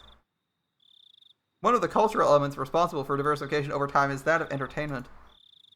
The tools used for entertainment would evolve over time and branched out. Unlike normal tools, reaching the ultimate goal would be a dead end, and in searching for the next goal, they would split into many different subtypes. So then perhaps it's not a stretch to suggest that these 200 plus implements had some entertainment value. It's just a hypothesis of sort. But maybe the human dissection process was viewed as a type of entertainment. The three families of old would develop one new implement, dissection tool, after another, and each of those varied and attracted spectators to keep them from growing bored. Ooh, this is the first time we've heard this mentioned. The three families of old. So, that's new information. The mention of three families, because now we have to think of what major families are in town that could be maintaining this. The first one is obviously the Sonozakis. The Sonozakis seem incredibly well established in the town, what with having ownership of numerous stores and positions of power throughout the region, right? Right, they have connections to the connections to like the governor of the prefecture, and direct connections to their statesmen that are all like Sonozakis. So this family is like super well established in the region, even though it's super rural. So I would say they would probably be included in the three families, quote unquote. I would also suggest the Furude clan, because they're the ones that manage the shrine. I don't know who the third clan would be, though. The three great families would be. I'm guessing Furude simply because of the shrine management team, but I don't know what the third family would be.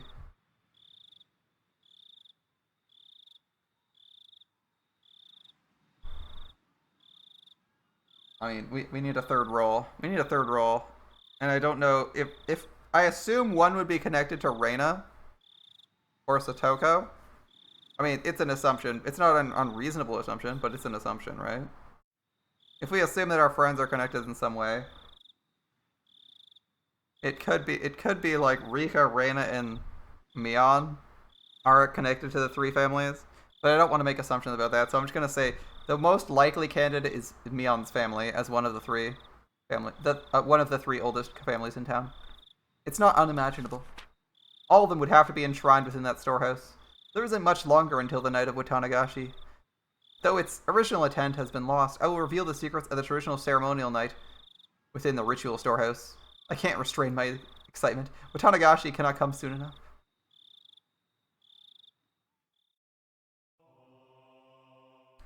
After the festival.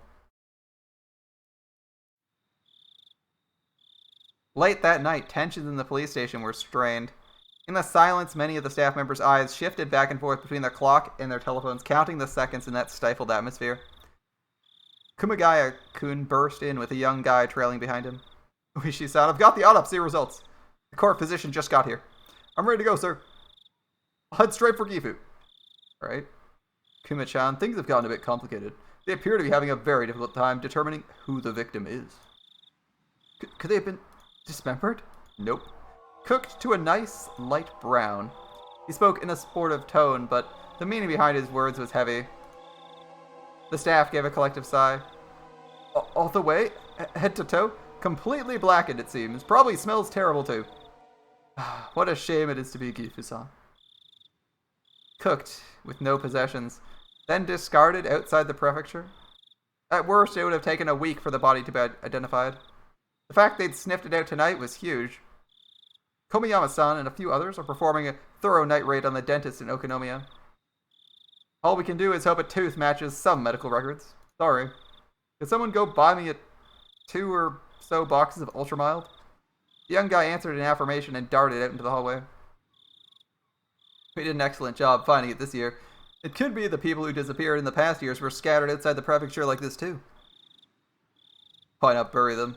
Or sink them into the Sea of Japan, or Lake Biwa, or somewhere like that. Why, though? Hasn't the pattern so far been one person dies and another disappears? Kuma, the corpse was inside an oil drum, unrestrained and cooked. They probably burned them after strangling them. They knew it would be found. So what you mean is, from the beginning, they didn't want a disappearance this year? Not so much as they aren't related. The person didn't disappear. In fact, whoever did it seems to have wanted to make a show of it. You mean it could be a warning? He folded his arms and heaved a long, heavy sigh.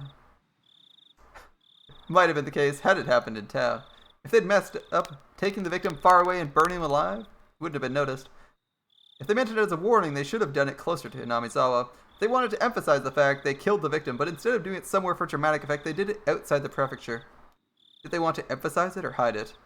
I wonder what Oshioshiro's up to this year.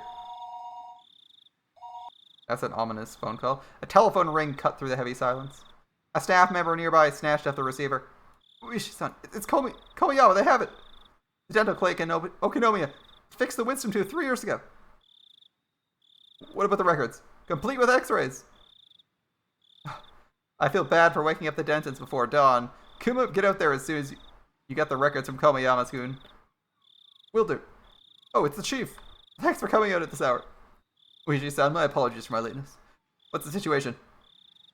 Well, it's just getting good, you see. We're getting all fired up. Woohoo. The murder case. I mean, they probably don't see that much excitement in the middle of nowhere. But at least having something to do that seems useful might be an alright feeling. Alright. I think we can do one more chapter. One more chapter. We can't stop now. I mean, it's good, right? We need to know who it is that's biting it. I let out a great big yawn. It was like morning had arrived just as I got to sleep. As Mom set out breakfast, she gave me a pained smile. What's the matter, Keiichi? What time did you go to sleep last night? Well, I wanted to go to sleep at midnight, but I had some trouble with that. You're probably all worked up from the festival. No, that's not it. I crunched down hard on the pickled radish to hide my embarrassment. It's just one more chapter, right? How long could it be? After all that happened yesterday, and our discussion about the sound Shion heard. That banging noise like a child far away, jumping up and down on a wooden floor. The story wouldn't get out of my head, so I had trouble sleeping. It was a long night.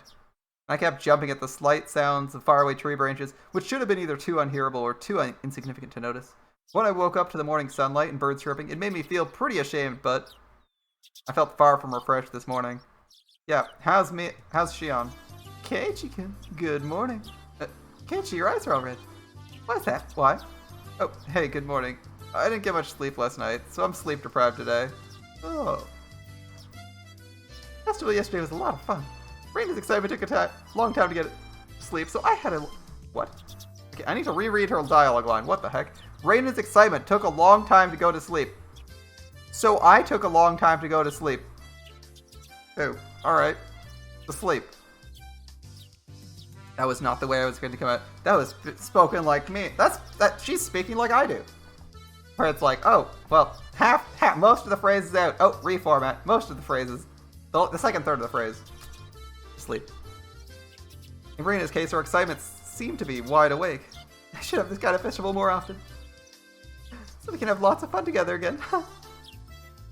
Yeah. Raina talking about the festival yesterday made me remember everything I'd nearly forgotten from last night.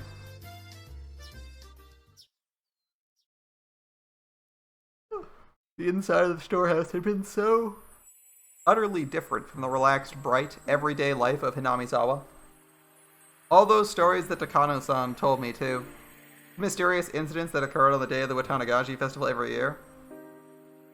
The strange incidents where one person would die and one would disappear. The old stories of Hinamizawa flickering like a candle behind them. The numerous and horrifying traditions of Onigifuji village. The villagers with demon blood in them. The terrible cannibalistic feasts. The poor sacrifices kidnapped from human villages. Victims of the Oni Kakushi.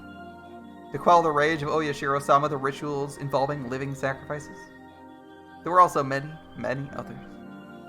There were so many stories that just remembering them put me in a foul mood. Most of them weren't fiction either, they were true. We didn't need to fear them just because they were real, though. Since it all happened so long ago. Such a very long time ago. Where's Mi-chan? She's late. Huh? Before I realized it, we arrived at the place where we usually meet Mion. Probably because I was so lost in thought. Agreed, if she isn't here by now, we could just go on ahead, right? Should we? Mion being late wasn't too rare an occurrence, but today she was unusually late. A few of the ominous tales from the night before came back to life in my mind again. Who would die this year and who would disappear? I mean, you left her alone, so it's a pretty obvious, murder target. Seems really sketchy. It couldn't have been Mion? Mion? No, it's not Mion. What should we do, Keiichi-kun? If we don't get going, we'll be late. She'll be here. She didn't call to tell us she'd be staying home today, right? Let's just wait 5 minutes, okay? Raina looked at her watch and seemed a little worried, but she nodded with a satisfied smile.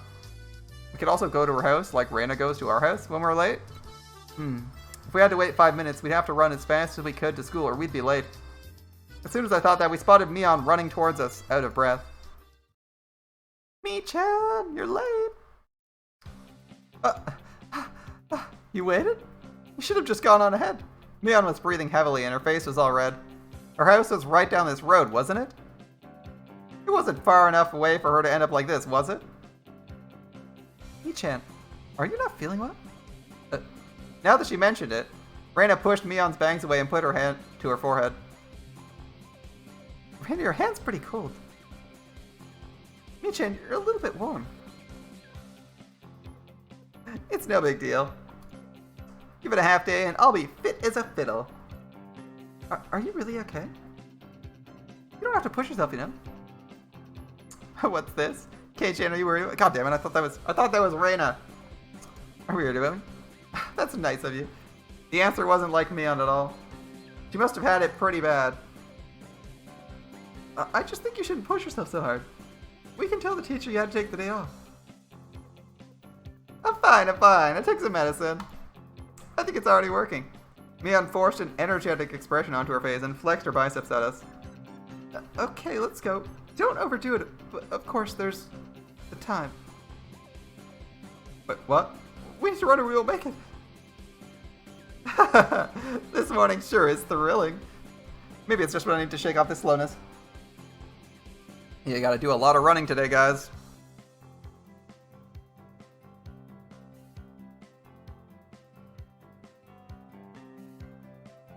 Let's run. Let's run. Hey, wait, you're sick. Don't go overboard. Mion began to run vigorously anyway. Mei-chan's older than us, right? She knows her own body better than anyone. I decided to leave it at that and assume she was fine. Great. We should get going too. We began to run after Mion.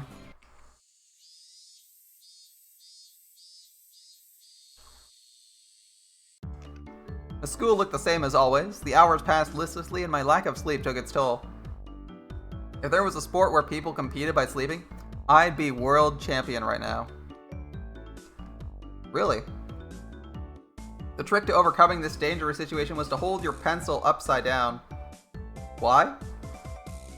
So you don't draw strange patterns all over your notes while half asleep. If you were holding your pencil upside down, that wouldn't happen, would it? You'd just erase your actual notes, right? Boom, boom, boom. Boom, boom, boom. Something that felt like an eraser hit me in the head 6 times.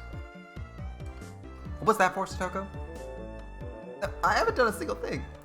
Who else would play a prank on me like this? Oh, it was chalk, not an eraser. Eh?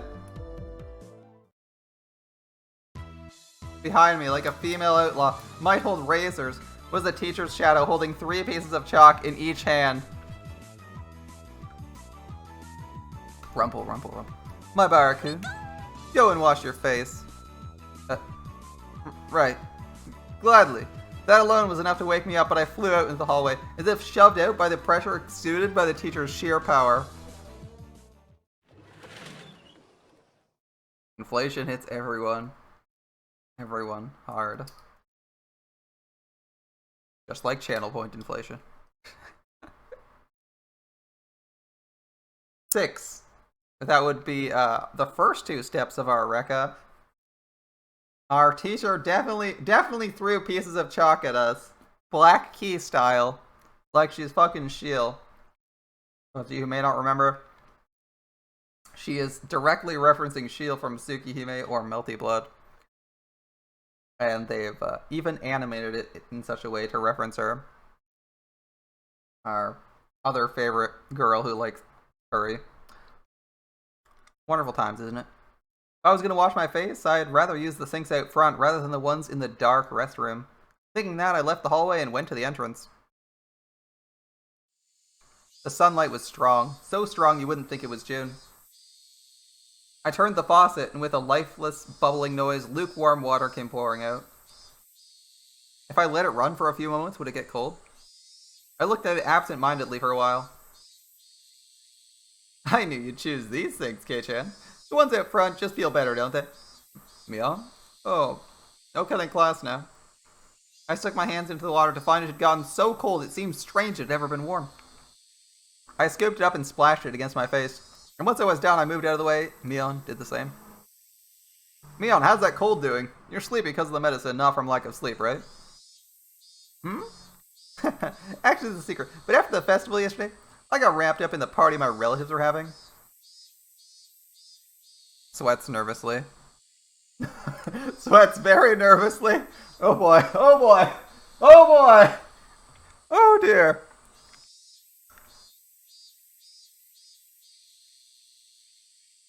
And, well, I had a bit. A bit? She made a gesture like she was tilting a cup into her mouth.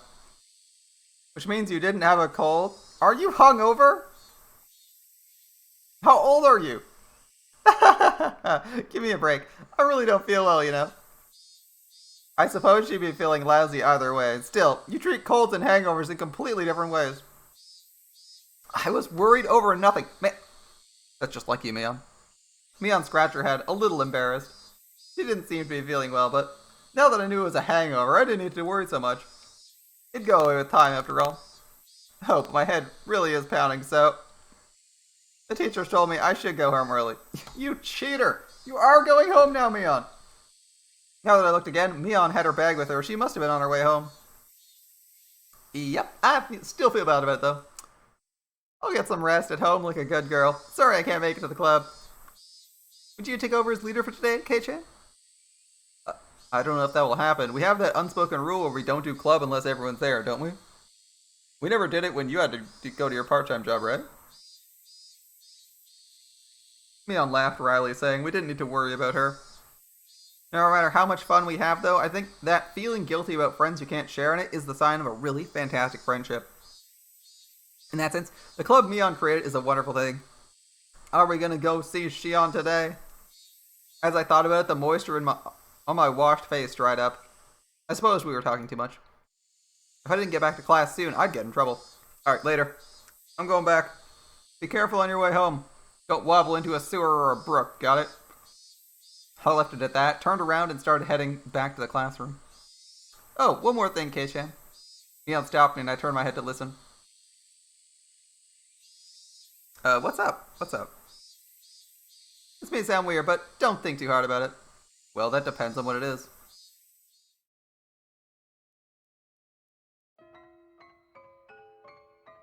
Last night, dude... Hold up. She's serious, but her eyes aren't blank. That's what I was checking. I was like, did her eyes go blank? And last night, near the end of the festival, did you see Tomitake or Takano-san anywhere? I suddenly tensed up. You know Tomitake and Takano, right? Do you remember Kei-chan when the four of you were talking during the setup the day before? If I could, I wanted to forget about sneaking into the storehouse as soon as possible. Yeah, just say, yeah, I saw them when I was near the You could say I saw them when I was near the stairs? Would be relatively truthful. I saw them near where you guys found me. I saw them where they found me. They told me some scary stories, blah, blah, blah. In fact, you could literally say like 90% of what you said. You could literally say like, if you have to like bend the truth, you could probably deny it, but the issue is like how their stories will line up with yours. That's why you're supposed to deny it, but our character can't lie to save his life, so I prefer he not be really obvious. Hearing the names of the people I was with at the time really got to me. Besides that though, why was Mion asking me a question like that? I ended up staring at her, unable to answer immediately. Was she asking to see if I'd seen them or not, or was she asking the question knowing I had? I couldn't tell. Well, maybe?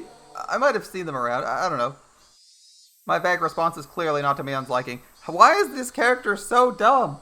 He's like, did you see any of your friends at the festival? I don't know, man. I didn't see shit. Like, you respond like you're a fucking criminal. Look at the number of ellipses here.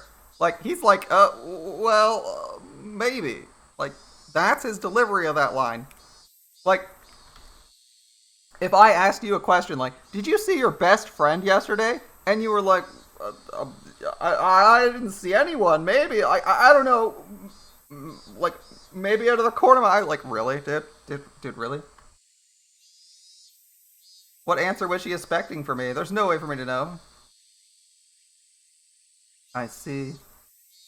Then one more question. On the same night, did you see Shion? My heart leapt into my throat again. Again, we've already given a response of maybe. I can't remember. We've given it, maybe we might have confused you for Shion. So if we admit, this is the problem, right? So, this is the problem with the way our character is responding. So, if he responds with yes, he saw her, he's lying. He's caught in a lie from Mion's perspective. Not that he's telling the truth, but he's caught in a lie from Mion's perspective. Because he said, I don't know, maybe I saw her in the crowd once or something. Like, might have seen her, it might have been you. So if he says, yes, I talked with her, he's like lying his fuck. Like, to her, that's like a million red flags of like her lying for some bullshit. But, because he keeps doing sketchy shit. That's why I was like, saying he needs to get his fucking story straight, because this guy can't lie to save his fucking life. Not only can he not lie to save his life, he also can't tell the truth to save it. Like, he can't reasonably explain things to people without vomiting all the stuff he doesn't want to say. It's like, this is the character who you shouldn't cheat on someone, but if he's like cheating on his girlfriend, and his girlfriend was like, how was your night last night? He'd be like, oh, I didn't do anything. And she's like, oh, your friend John ran into me and said, he said he liked having, he enjoyed the coffee you shared. And we're like, oh, well, okay, I had coffee with John, and then I slept with his other chick, and then I did this and that, and like, it was crazy, and oh my god, blah, blah, blah, blah, blah, blah, blah, blah, blah, blah, blah, and you're like, Dude, really? Like, really? Like, you don't even get actually interrogated. You just get asked a question and you just vomit up your life story and everything you're intentionally not trying to say. Come on, bro. My heart lifted into my throat again. The tiny needles buried under Mion's words prickled into me. Didn't you ask that yesterday? I think I told you I wasn't sure if I had or not. At least I remembered. Oh, did you? There we go. Lifeless eyes. I guess I thought I'd get a different answer if I asked you again. I suddenly noticed something in Mion's eyes. Something indescribable. Tomitake and Takano-san. Shion, too. She's asking me about them. There's no doubt about it. Last night, the four of us snuck into the ritual storehouse. She knew everything. So what? By the way, this character, half the time this guy says stuff like this, he's speaking it out loud. It's really hard to tell. I kind of wish they would make it clear. There's not really a curse in it. That's right. Even Shion and Takano say yesterday during the festival there was no curse. But all they need is, like, one camera. There's no... one camera or one lookout, and you're all fucked. But nobody bothered to check for cameras. And someone turned the electricity on, so... there wasn't a camera, someone probably saw something. And if anyone was looking, which it seems like they're trying to hide all the torture implements, they're probably 100% busted. Anyway, rather than a curse, it was the doing of the villagers. My blood curdled. Mion was, almost without a doubt, aware that we snuck into the storehouse. Yeah. It was nothing strange. I screwed up bad flipping on the light switch last night. If Mion had been searching for me, it was simple to imagine that she'd seen that momentary light and come to find out what was going on. Yeah, our character fucked up so unbelievably hard so many times. Did you really not see her? Why are you so intent on knowing if I did or not? It's not important. It's just that there are some people who are speaking poorly of Tomitake-san, Takano, and Shion, and you, Kei-chan. I didn't hear what they were saying, though. Unpleasant sweat dripped down my arms, and the sound of it hanging from my fingers was so annoyingly loud. So, rules for, like, literally everything they shouldn't have been doing, and were doing, including breaking in and not checking for cameras, speaking each other's names, so if they only had the room bugged with, like, audio recordings, which, I mean, come on, classic spy movies have audio recordings. We know for a fact, Cold War, lots of hidden audio devices anywhere. It'd be insanely easy to just have something recording audio or having one lookout for their secret fucking storehouse. God, these guys are fucking idiots. The fact that they said all their names is, like, the dumbest thing. Like, if you're sneaking in somewhere, you don't have any idea what the security is, and you want to, like, announce your names and yell at each other. Like, go by fucking code names, come on. At least then, when they hear the recording, they won't know who Eagle 2 is. But if you're like, Tomitake, come on over here, it's like, fuck. Well, now we know Tomitake is fucked. And everyone had to panic and scream all the time because our character is, like, endlessly needs placating. Alright. I don't believe you were doing something bad. I just wanted to ask a bit about it, so I did. Sorry for making you uncomfortable, okay? I found myself unable to reply. My reaction must have made it obvious what the truth was, and yet I couldn't explain myself. Kei-chan, you weren't with Tomitake-san, Takano-san, or Shion, right? Yeah. I wrung out an answer between ragged breaths, and Mion's expression softened a bit. Good. I'll have to tell them. You weren't involved in anything bad, Kei-chan, so I'll make sure to tell everyone. Yeah, please do. Tell them I wasn't doing anything. God, this guy just can't stop making himself look stupid. Everyone, make sure. Everyone. Everyone who's everyone. Okay, later. I'll be better tomorrow. Bye! I can't believe this guy is so fucking clueless. Wait, Mihan! What do you mean by everyone? Just then, a freezing cold hand touched the back of my neck. Hey, you're late, my Barakoon. How long did it take to wash your face? It was the teacher. I was taking so long she came out to get me.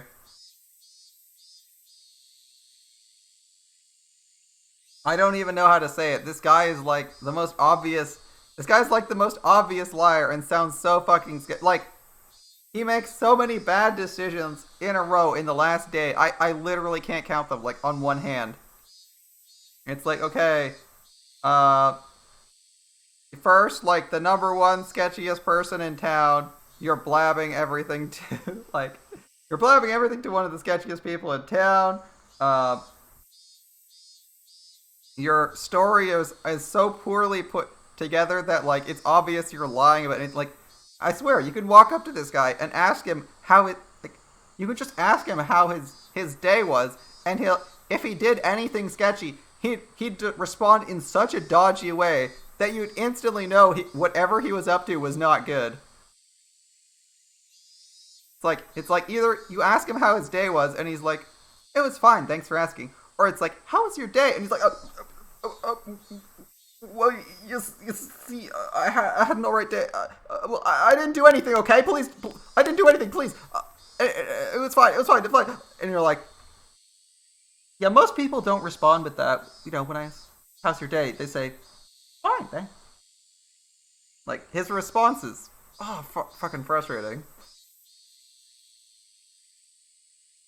Alright. I'm sorry. I was just speaking to Mion. I turned around, but Mion had crossed through the schoolyard without me realizing it and was now standing at the gate. "Come back to your studies. Quickly now." The teacher was being insistent. We returned to the entrance. I looked back one more time, and Mion was nowhere in sight.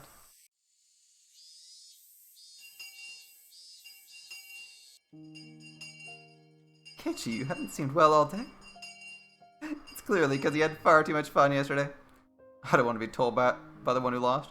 Your face was red and you were nearly crying." "Satoko was so cute last night." My friends did their best to try and cheer me up, but it didn't lighten my mood. Was it far worse than I thought? Had I really done something that terrible last night? These thoughts that remained with me for the rest of the day. They wouldn't be resolved, at least today, I guess. "Bye, Keiichi-kun. I'll see you tomorrow." By the time I realized it, I was in front of my own house. "Mi-chan had a cold, right? Did you have a cold too? Could you? I'm fine. I look scrawny, but I've never missed school for a cold." "Both you and Mi-chan didn't look good today, though." "Thanks for worrying about me." "I'm fine. Idiots don't catch colds, remember?" Raina smiled, then waved to me and left. With my shoulders bobbing up and down from breathing heavily, I entered the house. As soon as I got back in, Mom called out to me. I asked where's Shion. "Go to Shion's diner." "What?" "Keiichi, I'm sorry, could you go to the library and return a few books for me?" I don't feel like it." "Dad and I have to wait inside the house for a phone call. We can't leave. I need to return the day. Could you do it?" It'd have to do with Dad's job. No point in arguing if they bring that shit up. "I guess so, but I don't know where the library is." "Oh, you don't? It's a little bit past Okonomiya Station." Just then the phone rang.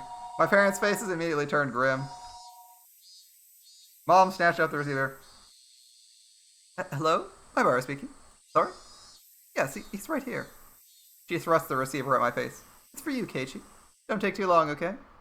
I tried to ask who it was from, but asking the person on the phone directly would be faster. "Hello?" "Ah, this is Sonozaki. Well, the younger one. Hello. You have time to talk right now?" It was Shion. The older sister had a hangover today, but the younger made no reference to it. "Shion, I thought you'd be sleeping in today with a hangover, same as Mion." "What? Mion had a hangover?" That's so like her. She laughed warmly, but Mom glared at me, silently telling me to finish up. "Oops, sorry. My parents are waiting for a call. I can't talk too long. What do you need?" "There's something I want to talk about, but we can't talk long, so I guess that's that." Sounded a bit disappointed. What would Shion want to talk to me about? "Meet somewhere! Easy!" Now I was interested. "How about we meet in person? You could show me where the library is too, that'd be great." "You mean the library near the station?" "Yeah, that's fine. I could pass there on my way to work anyway." "Alright, you know where I usually meet up with Mio?" "At that intersection where the path from the Sonozaki house splits." "Okay, Chan. Did I not tell you? I don't live at the house. I live in Okonomiya. If we could meet by the ticket machines at Okonomiya Station, that'd be great." Main house? Living in Okonomiya? Now that she mentioned it, it always seemed like the Sonozaki sisters weren't communicating. Did they live in different houses? Now that she mentioned it, Reina said she'd never met the younger sister despite going over to play sometimes. "Let's meet at the station then. I'll go there right away. Bye!" I set the receiver down and Mom immediately thrust a large pile of books in my face. 6 volumes of long-form mystery novels. Mom had her own hobbies. Hey, I can appreciate that. Like, she's His mom's getting actual depth. She at least has a hobby, okay? We literally knew nothing about his mother other than that she cooked food previously. She has a hobby now. She reads mystery novels. Good stuff. Good stuff. Thank you, Cage. Be back by nightfall. Got it. Alright, I'm going. I supposed I'd change my clothes and grab my bike key. I climbed the stairs to my bedroom. Shion had been waiting for me already, so meeting up was a smooth process. Wow, Mion never keeps her appointments. I mean, honestly. Making my sister the standard for everything will get you in trouble. Shion seemed a little unsteady, too. She was drinking with Mion last night, wasn't she? You were drinking last night, too, weren't you? Don't try and hide it. You definitely went home from school early. Oh, too bad. I've been at home all day in the first place. I'm smarter than Mion, after all. I don't think you can call playing hooky smarter. You should finish your errand first. We don't have that much time. We're going to the library, right? Yeah, we're going to the library. Thanks. My mom had to return some books today. Is the library far? Oh, it's really close by. Thanks, Gio. As she said that, we spotted the signboard for the library almost immediately. If it was this easy to find, I guess I didn't need Shion to show me where it was after all. We rode around a bend and the building was right there. Shishibone Public Library.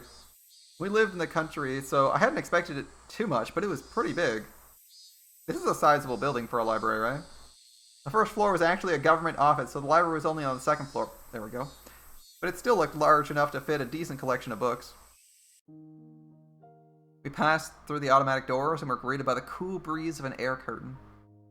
The cicadas had been loud outside, but it was quiet inside the library. The air conditioning inside was keeping the temperature at an ideal level for the books, which had that mildewy smell unique to old paper. Guess every library is basically the same. If there was one difference, it was that people studying for tests weren't taking up all the seats. I was one of those people, but now it seemed like a distant memory. Hello, I have books I'd like to return. The librarian went through the process of checking them in and returned my mom's library card. Shion was going around the books with a deeply interested look on her face, like she wasn't the type who went to visit libraries often. Sorry for the wait. All done. Libraries sure are nice and cool, aren't they? I want to work in a library one day. She has aspirations. Cool. Don't know whether to call that boring or dependable. It's a pretty small dream compared to your sister. Stop comparing it. You know, I know they're twins, but you should probably stop directly comparing them. You should stop directly comparing them to your sister, like, or at least not in a, like, if you, here's why. If you compare positively all the time, then you're just insulting her sister, and if she cares about her sister, she'll probably get annoyed. And I feel like if you endlessly insult her compared to her sister, that's just insulting someone, right? Being like, oh, that's a pretty small dream compared to your sister. Like, oh, small dream compared to your sister. Like, that seems insulting, isn't it? It's like, oh, your sister's so much better than you. Like, great, thanks. I really wanted to hear that today. Mion would definitely want to be a hardworking employee for an international trading company or some other crazy job that involved her running around the world. Compared to that, what Shion said is pretty heartwarming. Well, we need to give our differences dear to us. We're not copies. We're two different people called Shion and Mion. Twins have a lot to think about, don't they? Still, it sounds like fun. I don't have any brothers, so it's just me and my parents at my house. It can get a little uncomfortable. It's the same for me. I don't live with Mion after all. Oh, right, she said something like that, didn't she? You know where Mion lives.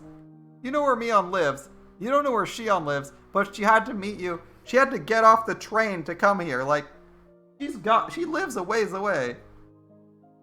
Why, though? Sisters living apart's unusual. We were getting tired of talking while we were walking. We ended up going to the lounge, which was vacant, and continuing the conversation. Yes. Mion lives at the main house. I live in Okonomiya. What do you mean by main house? You make it sound like you're nobility. It's just the main house. The Sunozaki family's main house. Mion's the successor, so she lives with Nana, and apparently studies all sorts of things as preparation to be head of the family. Mion the head of the... Man, okay. You know, when you see, like, one red flag, you know, that's enough. When she's like, Mion's the successor, she studies important things to be head of a family, you're like... Yeah, that's a cult. or a gang. One of those two.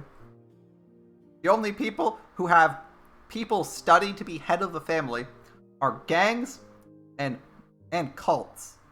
And yes, I'm including like magic cults, like the fucking in Fate, where like only the firstborn gets to learn magic and the rest get thrown out in the streets. Basically counts as like a magical. I guess it would be a cult of magic or some weird shit. It's always really sketchy. Like whatever it is, if they have one person studying to be head of the family, and it's not like the fucking Middle Ages. It's like red flags, red flags, red flags. Is this secretly a gang? Like, is it gang connections or is it a murder cult? Like, come on, guys. Kind of fit her personality, but it didn't too. Kei-chan, you just moved here, right? This will sound like I'm boasting, but we of the Sonozaki family are kind of persona-shiz around here. Wait, seriously? The word personage didn't really match the sociable air Mion and Shion gave off. From what Shion explained, the Sonozaki family goes back to the beginnings of Hinamizawa. 3 great families, guys. After the war, they had a bunch of successful ventures and extended their influence to a wide area. The Sonozaki house is the foundation under which the entire family cooperates, though the current family head, Grandma, was the one who built it. The entire family would provide backup to help one relative with a business venture. They were like a huge living company. This let them avoid tax-related problems and help relatives' ventures succeed one after another using large amounts of money. If you ever go for a walk through Okonomiya, pay attention to the signboards and stuff. There's a ton of shops managed by members of the Sonozaki family. Now that you mention it, that toy store looked like it was managed by relatives as well. Does that mean your relatives operate Angel Mort as too? Even what few shops I was familiar with were involved with the Sonozaki. Gang or cult. Gang or cult. It was definitely surprising. Families particularly strong in finance and real estate. Even a lot of members of the Chamber of Commerce and Industry either have the last name Sonozaki or are their relatives. There's Sonozakis in the City Council and the Prefectural Assembly, since they have the Okonomiya area giving them strong electoral support. Wait a minute. This is all escalating pretty quickly. That's right. They have control of the City Council, the Prefecture. They have control of the City Council and the Prefecture, and all the stores in the region. Her relatives operate shops in downtown Okonomiya. They're especially strong in finance and real estate, and they're in the Chamber of Commerce and Industry, and there's people elected to all the local offices. That the family, it's pretty famous in this area. Yep, it's crazy. All of a sudden, a cigarette-smoking, overweight old man interrupted our conversation. Wait, I know this guy. Hello, good afternoon. Are you on a date today? What I would give to be young again. If you thought we were on a date, then why are you bothering us? Uishi-san. That was it. He was Uishi-san, a police officer. I thought it was this person who came to my rescue when I got involved with those delinquents before. Now that I thought about it, Mion didn't seem to like him very much. No, I apologize. If you recall, I'd like to remind everyone, Mion muttered to herself that she should have had him killed when she had the chance. Or she shouldn't have let him survive last time, so, this family is 100% cult. 100% a cult or a gang. But, you know, if the red flags didn't already get through to you, you know, just reminding you. I heard a familiar voice, like here to see. Uishi-san laughed coarsely, not showing any sign of giving up. I mean, murdering police officers because they're in your way? Pretty sketchy. As Shion watched him do so, I didn't feel the same sense of malice from her as I had from Mion. Ibaro-san, right? You're one tough guy. Two-timing the Sonozaki sisters, are you? No, I'm not two-timing anyone. I turned around to look at Shion and plead for help, but she grinned and maintained her silence. Her gaze wandered. She looked at the clock. I'm sorry, Kei-chan. I really need to get to my job. Oh, did you? Wait, didn't Shion have something to talk about today? Now this weird man's here, though. Yeah, I'll see you later. Oh, I'll give you a call after I'm done. It'll be okay to call at night, right? Yeah, probably okay. I'll talk to you later tonight. Bye! Shion left so fast she was practically running. Uishi was waving at me with a grin. I felt like I'd been left here as bait so she could get away. Maybe she was lying about having to go to work. Quite the big shot being so close to the daughters. Maybe I should rethink how I talk to you. Uishi-san put a coin into a vending machine as he said something a bit appalling. Is iced tea okay with you? You want milk in it? No, I'll put some in then, alright? Here you are. He handed me a cup of tea filled to the brim with ice as I looked on absent-mindedly. I don't think I'm obligated to have a guy like this buy me a drink, but he did get it for me, so I'll thank him. Was Uishi just killing time? We didn't know each other well, but he still engaged me in conversation about all sorts of dumb shit. When I thought back to how I talked with Shion, it seemed like a total disaster. 3, 2, 1, to get serious? No. Ibara, how much do you know about Sonozaki? Other than what I heard? Nothing. Until then, I hadn't known anything about either Mion or Shion, other than the fact they were interesting. I really did only just learn that she was the daughter of some prestigious family. The Sonozakis are a Yakuza group with the entire region under their thumb. Yeah, sounds about right. Plus, her father's a high-rank executive in the something Yakuza Association. Did you know that? What? An executive? Have you ever seen where Shion lives? It's the very picture of a gang boss's house, protected by high walls, barbed wire fence, and security cameras. If you have the chance, you should go visit her. She'd mentioned Mion being a successor, but to a Yakuza group? No. Not at all. A boring Yakuza group isn't the only thing Mion will inherit. She's inheriting the Sonozaki family itself. I'll leave you to mull over exactly what that means. Uishi had spoken lightly about all this from start to finish. What he was saying wasn't light in the least. It was abrupt and unbelievable. I like how he's just like, yeah, those are Yakuza, man. If Mion wanted to, she could kill someone in the middle of the street and still cover it up. Not only would witnesses not show up, but she'd put pressure on the police too. Mion would never kill anyone. Yeah, she wouldn't. I'm just saying, hypothetically. Your name, it was Uishi-san, right? Yeah, right. Then Uishi-san, whatever family Mion comes from, it doesn't change the fact she's the best friend I could have, and I'm proud of it.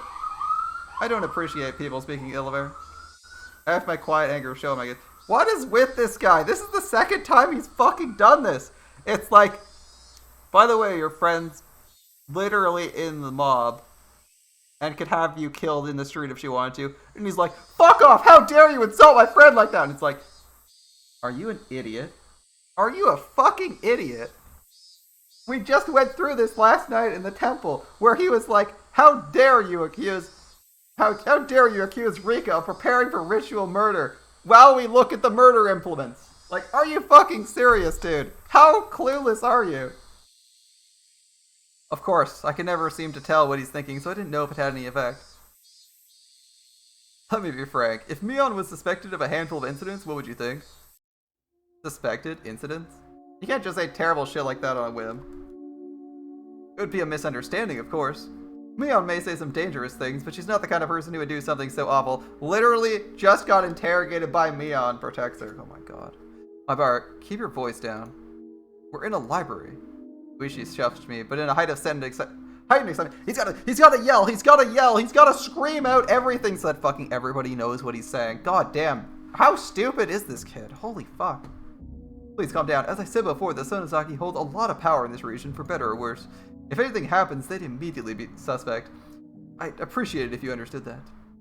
Well, I know what Uishi-san's trying to say. Combining it with what Shion told me before, the family is huge and controls everything from Hinamizawa to Okinomiya. Mion, meanwhile, is its successor, who apparently holds strong influence over the entire family. That's all? That's the only reason they're suspecting her? I'm just doing my job here. Not to doubt Mion or anything, just to clear up suspicions surrounding her. Please think of it like that. Dude, you literally got into— he could talk a dog out of a meat truck.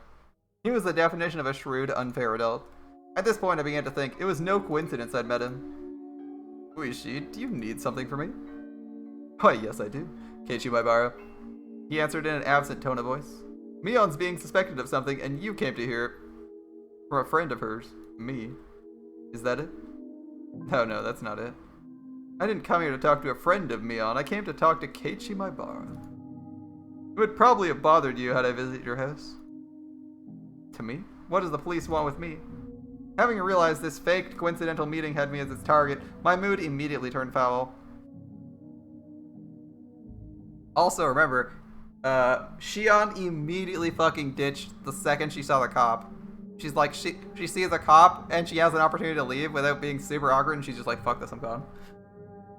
Oh, you don't need to be so tense. Calm down and just answer a few questions. So that should lend some credence to his words, right? She's like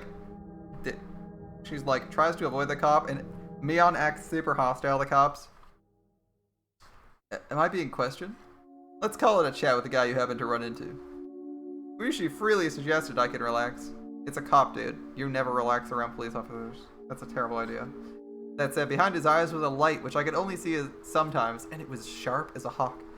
If I tried in vain to run away, he might actually take me in and bring me to an interrogation room or something. That was an undoubtedly unpleasant thought. You had a roaring good time at Watanagashi last night, didn't you? Don't beat around the bush, please. I can't do small talk right now. Last night during the festival. Did you see Jiro, Tomitake, and Mio Takano-san?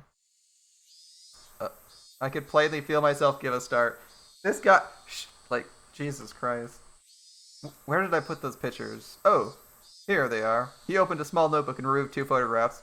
I didn't have to look. Well, who knows? I might have seen them. I don't remember. I was asked the same question for the second time today. I gave the same answer for the second time, too. Oh, your memories are blurry. You couldn't have possibly been drinking or anything?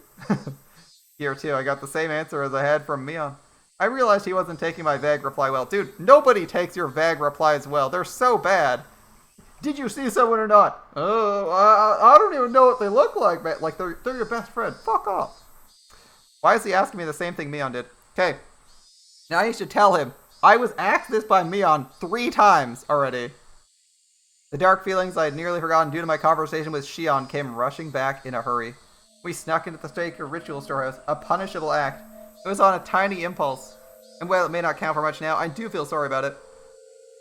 I'll ask you again, did you see Jiro and Mio Takano at the festival last night? His tone was soft, but there was a dreadfulness in his voice, clearly different than the first time he asked. I'm scared. That was exactly how I felt. Even if you repeat the same question, my answer won't change. I don't remember. There wasn't any better answer I could give him. I didn't have the balls to say I didn't see them, nor the courage to admit I had. Funnily enough, he isn't actually vomiting the answer this time. Last time in the last playthrough, he was vomiting answers. This time he's just like denying everything, but I mean, he's so obviously lying, it's not even funny. And it's like, did you see them? And if you respond this curiously, if you respond like this to someone asking you a direct question, if you did something or saw something, it's like 80% an admission that you were related to it, right? I see.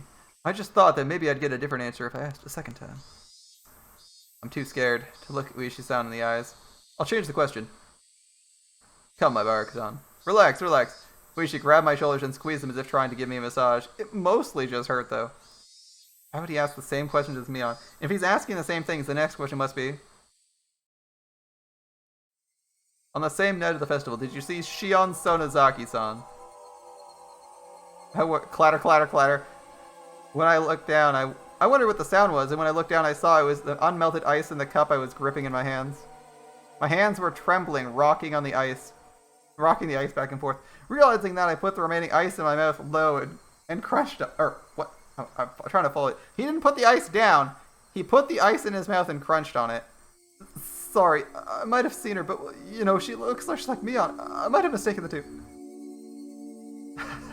That can't be. Suddenly, Uishi grabbed my shoulders and hunched down to give me a level stare. This must be what it's like to be a deer in the headlights. I want to look away, but I can't. It's the first time I've experienced such a piercing stare. Mion and Shion wear completely different clothing. You wouldn't mistake the two so easily, I'd think. My Bara-san. His voice was harsh. Harsh, the same as when Mion said it. Because it's such an obvious fucking lie! Holy shit, dude! I could feel my heartbeat quickening. When I realized he could feel it through the hands on my shoulders, I got even more scared. Why are Mion and Uishi both asking about last night? Was sneaking into that storehouse so bad? I shouldn't have let Takano talk me into it. Dude, like, you fucked up on so many levels before you went to the storehouse, and even afterwards. It's unbelievable. Yamatake casually said to check it out, too, so... Even Shion, if she hadn't encouraged me... No, I understood. I was the one most at fault here. I shouldn't have let my curiosity get the better of me. I shouldn't have gone into this forbidden storehouse. Uishi-san. I think that's our cue to get out of here.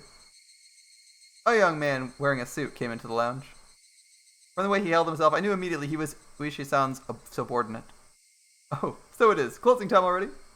I hadn't realized it till he said something. The jingle and announcement telling the patrons the library had closed had started playing without me realizing it. I was so irritated, so overwhelmed, I couldn't even hear it. Well then, my bar. Have you ever considered, like, telling the truth for 5 minutes, bar? Or vaguely saying something? Instead of being so transparently... Such a transparent lie. We're out of time. Allow me to take my leave. I'd like to talk with you more about this at your leisure when we have more time.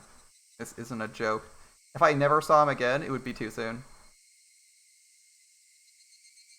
Rishi followed his subordinate and left the lounge behind him. However, he spun back around. Oh right, my Bara-san. What is it? Those 2 questions I asked before. You don't remember well enough to answer either of them, correct? Right. Just so you know, you saw them all yesterday. You were walking along, the 4 of you, having quite a pleasant time. Near the stone steps. I saw you with my own eyes. I caught my breath, and my heart seemed like it was about to stop. What a detestable person. Dude, like, I don't know why he couldn't say something reasonable. Like, they said, like, all he has to do is just say, like, we met, we talked for a bit, we laughed, but he can't say that. He instead has to say the most obvious thing of, I never saw them. And it's like, dude, like, fucking everybody knows you saw them. Like, there's no reason for you to be miles away from the festivities. Like, clearly you were doing something. It's, everything he said is so suspicious. He knew, and he was testing me. We'll meet again. Have a good year. And by the way, since he, like, the thing is, right? This is also telling you that Mion knew. And I mean, I would assume Mion knew anyway, because cameras or any form of recording device in the room playing perpetually would have fucking busted you instantly. Including literally one lookout. One fucking lookout would have gotten you wrecked. Like, come on, guys. That's why they're saying that. And you're lying about it. Like, the minute you start getting interrogated about something, you need to have, like, true statements so you can stop lying. Because the more you lie, the more obvious it is. And the more you have to work to come up with the answer, the more you have to do it. Like, when you're under pressure, right? So when you're under pressure from police interrogations or regular interrogations, your answers are faster, if they're true, than if you have to come up with a falsehood. Even if you're like... That's why compulsive liars can be really hard to catch sometimes, because they'll always just lie like that. They lie just boom, boom, boom, boom, boom, boom, boom. Most people have to come up with a convincing lie. So you never want to... You don't want to lie, usually. At least I don't think so. You don't want to lie, if at all possible, and you want to say the truth. Right? That's how they catch you. That's one of the ways they don't catch you, but the police will be more interested in your answer. Or at least, like, they'll catch up on mistakes, because now the minute you lie to an officer, you're caught in that lie, right? So, if you say I never saw someone, you can never go back and say you saw them, or anything you did with them. And you need to remember that you can never say that. So if someone says, if the police officer the next day comes up to you and says, hey, how was your meeting with Shion last night? You have to remember that you said that lie, that you never saw her. And then you're like, and so now you can, like, suddenly not say things that actually happen, and you have to, like, keep track of it. And the more lies you say, the fucking easier it is to fuck up. Because you have to think, is this true? Is this true? Is this true? Is this true? If my created scenario is true, does this following thing make sense? Like, okay, well, why were you on the stone steps if you didn't see any of your friends there? Well, I was looking for a bathroom. Okay, so you had to go to the bathroom. What, did you find a bathroom? I guess not, because we didn't find one. Oh, well, then why are you relaxing on the steps instead of going somewhere you knew there was a bath? Like, you know, it leads to, like, really curious follow-up questions. You have to keep fabricating weird stories. Anyway, have a good year. I sat there like a rock, unmoving until I could no longer hear the clacking sounds of their footsteps. Although the good news is this means we killed someone actually relevant in the Yakuza, right? The next inheritor of the Yakuza. With Reina, I guess, as her bodyguard. I was on my way back home. The cries of the Higurashi accentuated the already lonely evening. More time had passed than I thought. The orange of the dusky sky was being chased down little by little by an indigo color approaching from the east. Exhausted from the slow climb towards Hinamizawa, without even noticing, I'd gotten off my bicycle and was pushing it uphill. Also, if Shion... Hold up. If Shion doesn't talk to Mion, how did she get your number? I don't understand any of this. No one told me to my face I'd done something wrong. In fact, it might have been easier on me that way. What happened yesterday was just my curiosity. It really was no more than a quiet prank. No more than having the courage to cross at a red light as long as you did it with other people. The storehouse, ritual implements, hallowed ground, accessible only to the family of the priest. For sure, I'd seen terrifying things I'd never imagined would be there. But thinking on it now, it didn't matter what was stored away inside. It didn't make the wrong I'd committed any more right.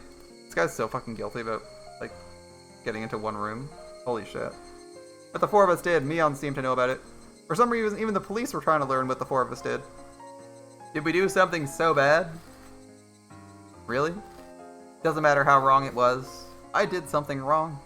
It was nothing more than that, and yet I couldn't accept it. I didn't apologize to Mion or Uishi-san. All I did was shield myself with ambiguities. I did something wrong yesterday. Also, he didn't tell the cops he saw a shit ton of murder implements there. They were probably used. But anyway, I set foot in a forbidden storehouse for a little bit of mischief. I'll forget everything I saw in there. I won't do anything like that again, either. I'm sorry. I'm sorry. If I apologize like that, would they forgive me? The suddenly cool evening air left no room for such sentiment, however, as it mercilessly chilled my feet, urging me to head home as soon as possible. Like, I don't know how this guy doesn't... I don't know why Keiichi, with all his, like, action and shit, and spy movie bullshit, or he doesn't watch spy movies, it'd be smarter if he did. I don't know how this Keiichi kid doesn't fucking realize that, like, video cameras exist, or a single lookout would have, like... If you're, like, dealing with the fucking... If you're fucking with the Yakuza, they have a lookout, right? Like, they're not that stupid. They're not that stupid. They've been operating for, like, 300 years. They're not that stupid. They have a lookout on anything incriminating. But not like it matters here. They don't necessarily need to look out. They just need to find out who it was that did something. Like, they don't need to catch you immediately. They can just have you murdered later here. Especially if you're just like a random kid. Anyway, in the evening, the air was correct. In the end, the evening air was correct. If I trudged along an isolated road, regrets would pile on regrets, but nothing would change. Let's go home. I'll go home to my room, put on my favorite music, and go to bed. That might sound plain and boring, but it's probably the strongest I've felt all day. Now that I've made a decision, there's no point in dawdling in a place like this. I sat back on my bike, pushed hard on the pedals. I rapidly advanced forward. I steadily gained speed. The wind was cutting and mercilessly cold, but it actually felt good, as if it were softly punishing me.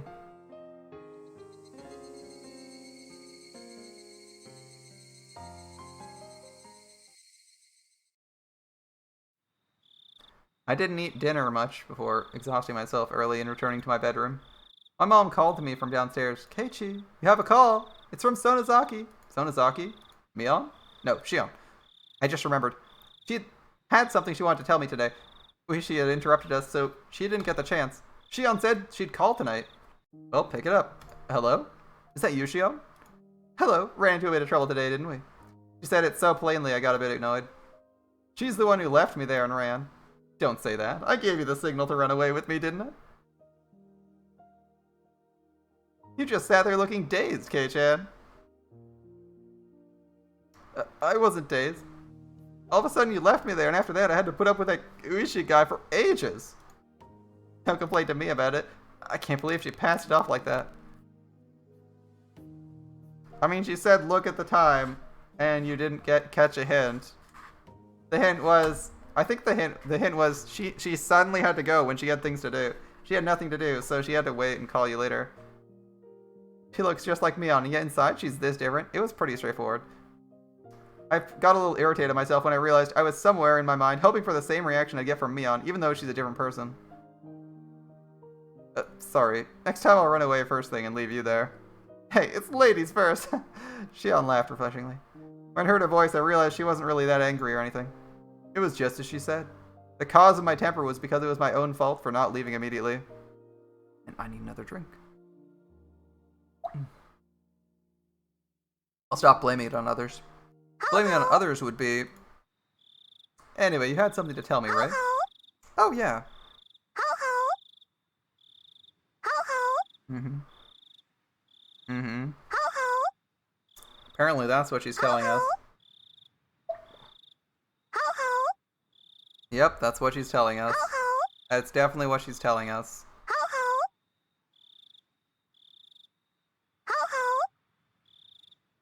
Okay, I feel like I've been told the same line 20 times. Not sure I quite got it, but we'll see. Right, if you already know, then it's not something that bears repeating. I mean, if you already know, it's not something that bears repeating. Do you already know? Shion lowered her voice suddenly, as if she was glancing around. I had no idea what I could already know. Sorry, but I have no... Come on, man! Come on! This guy is so fucking clueless. I feel like if he dies this fucking route, he fucking deserves it. Holy shit. It's like, is it something the police officer could have told me? And she's like, yeah, sort of. Then you're like, yeah, okay, I know.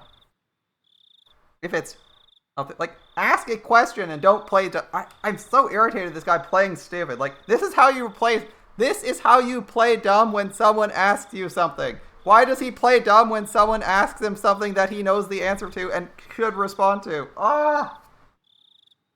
At least give me a hint. So, that means you don't know. Please! Please! Stop acting so stupid when you need to know information! It's so irritating. It's so irritating when he plays this stupid all the time.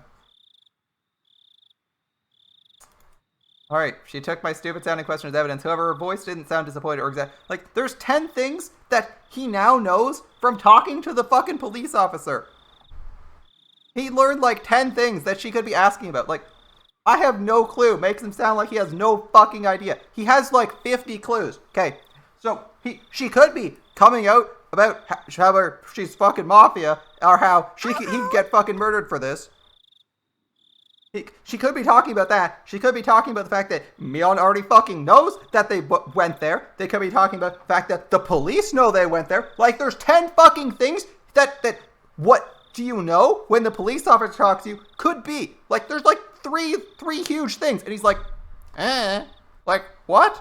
That's what you're supposed to respond to the police officer with when he asks you questions. Not to the person who's giving you the information and like you think it, like our character is like obsessed with thinking these people are on his side, even though they're like super sketchy people. And then when it comes to them asking him questions, he actually plays stupid when he should be like okay, if you're gonna decide your cult member friends over the police, you should be forthright with your friends and reserved with the police, right? Like, if you want to make that decision, go for it. I mean, I may not agree, but like, he's clearly making that choice. But why is he playing stupid here? It doesn't make sense.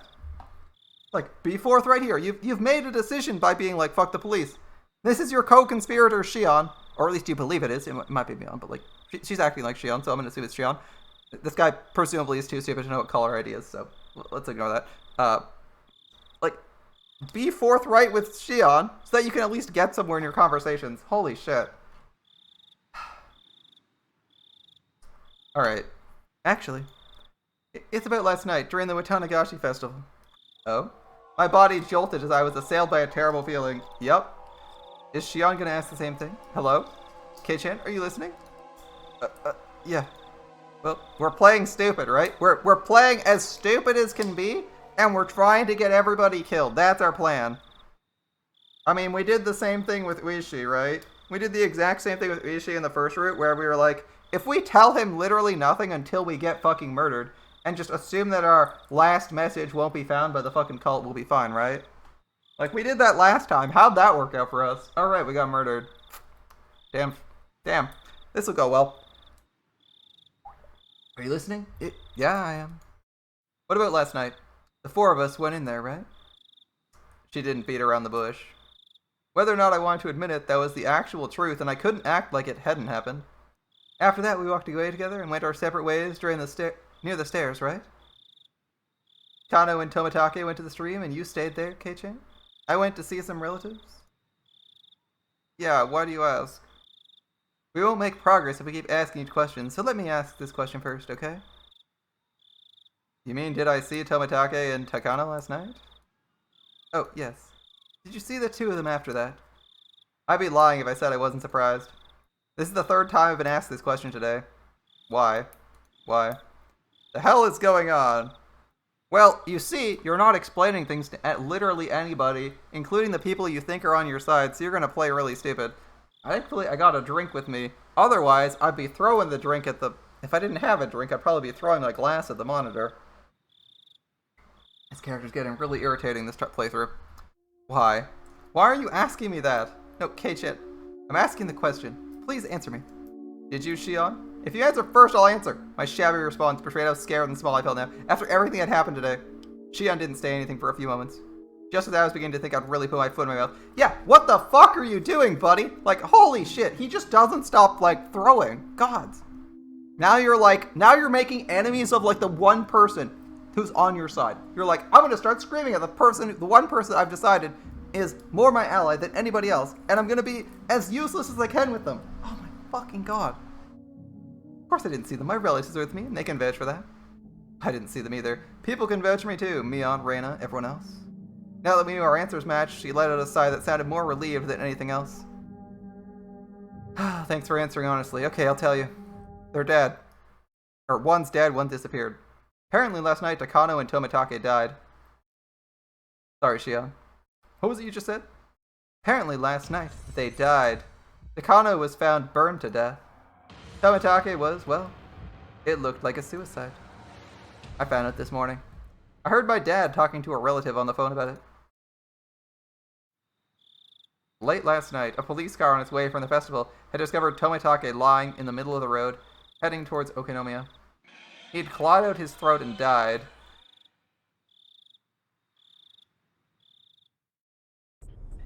He clawed out his own throat? That bright, cheerful Tomitake committed suicide? That can't be right. The police did an autopsy. He did it with his own fingernails. Scratched his throat so hard he ruptured his blood vessels and bled out. He died in a pool of his own blood, that's what they said. I've never heard such an insane suicide. You can't just scratch open your throat like that. I realized I was yelling too loudly, so I lowered the force I was putting into my voice. Our character likes to overcompensate by screaming. I didn't want my parents to hear me, so I switched to the cordless phone and ran up to my room. This is why you have a cell phone, buddy. Sorry for yelling. So, was Takano... was that a suicide too? In her case, it's unclear.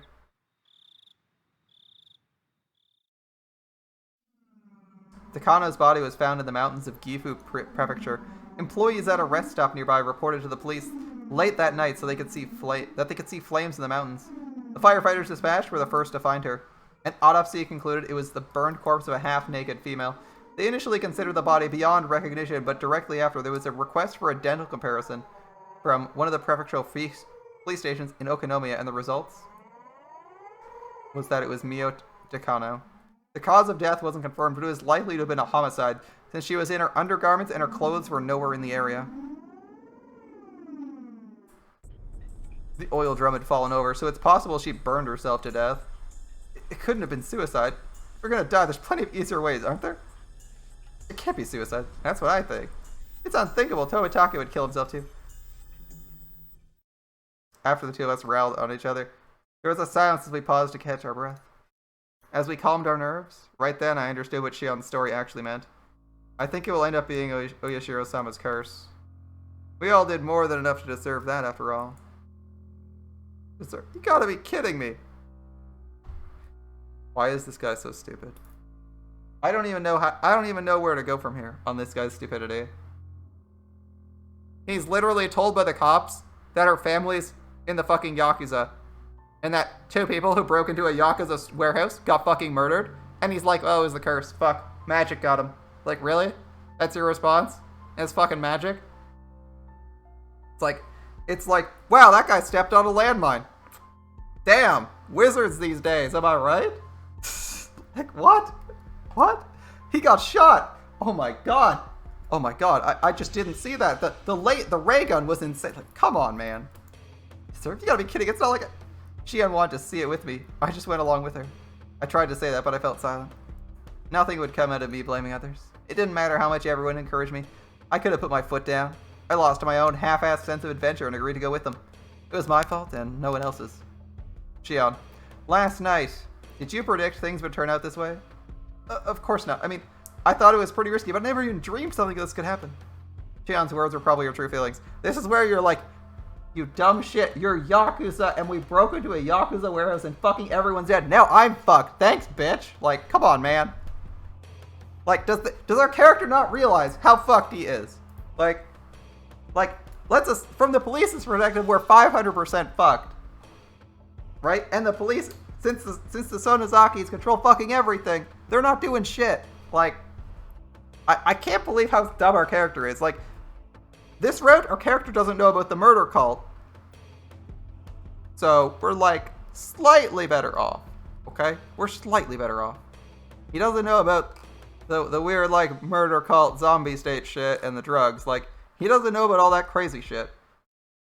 From his perspective, he's just learned that he broke into a Yakuza warehouse, and that 2 people just got murdered for it.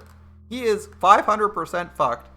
I don't know why his response isn't like, why did you have me break into this Yakuza warehouse? Are you insane? I'm going to be murdered. That should be like the #1 response is like, they got killed. Are we next? We're next, right? We're fucking dead, right? Like, he should probably be like, but why did, like, fuck. She knew she could get in trouble if we were caught, but that was the thrill of this little adventure. It was the same for me. Besides that, Kei-chan, think about it for a moment. Didn't Oyashiro-sama's curse turn out a little strange this year? It was already plenty strange, seeing as how Tomitaka and Takano died like that. Given all that what could possibly be stranger? I mean, they found 2 corpses. Remember what I said? Every other year, 1 person dies and 1 person disappears. This year is the first time 2 people were found dead. That may be true, but it's not a huge deal, is it? It is, Kei-chan. Think about it harder. Listen. If 2 people died because of Oyashiro-sama's curse, then in order to quell his anger, 2 people would need to be sacrificed. Oh, is that how it works? So what? Tomitaka and Takano died, and now 2 people are going to go missing this year? Guys, are you fucking serious? Are you fucking serious, dude? You're like, oh man, that's so weird. 2 people murdered, so 2 people would need to disappear to quell the curse. Oh, that's us 2. Oh, that's weird. Weird. 2 missing people. Who knows? Might be my parents. Who knows? When I said that, I felt my spine freeze. I don't think anyone's been confirmed missing yet. I think those 2 people have yet to disappear. Shion, like me, was obviously getting the same feeling crawling down her back. The question I have is why the fuck Shion, knowing full well that her family is either a murder cult or actual Yakuza, would break into their thing, knowing that they'd get murdered for it. That seems really stupid. Maybe it turns out Mion's actually the smart one and Shion is like shit for brains. Because I can't imagine working for the mob, breaking into mob stuff, getting caught and being like, well, I'm surprised I'm getting fucking murdered. Damn shame, like, guess I'll just get murdered. Shion didn't answer. I couldn't say any more than that either. A chill crept through my clothes and tried to wrap into a fist around my hard, cold hands feeling on my chest. Neither of us could say anything. Tomitaka opened the lock and he died. Takano exposed the storehouse and she died. If 2 more people were to be sacrificed...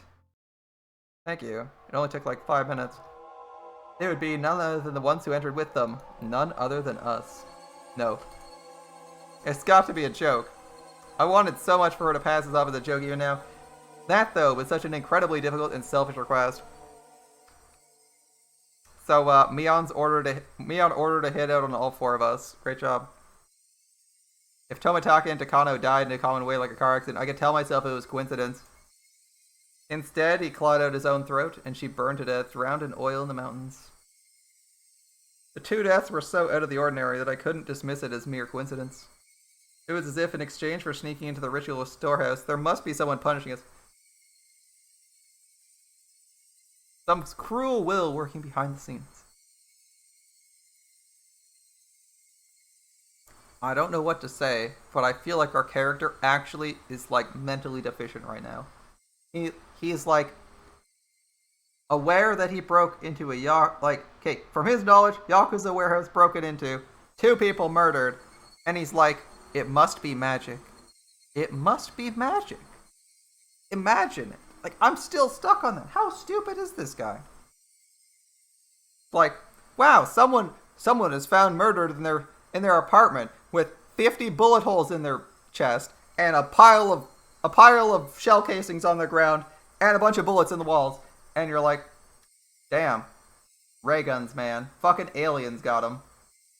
Guy is not cut out to be a fucking detective. Holy shit. Even so, I still didn't want to accept the terrifying truth. If I did, I'd have to acknowledge that a horrible crisis was growing near Shion and I. Yes, Mion is having you killed. Sucks to be you. And that's why I argued against it. I argued knowing I was running away. How about you, like, yell at Shion for being a fucking idiot and getting you both killed, knowing exactly what her family's like and how many people they've killed for, like, doing completely normal things. Because they want to keep up a fucking ritual. Because they want to keep up the impression that, like, there's a curse on so they can casually murder people without anyone fucking questioning it.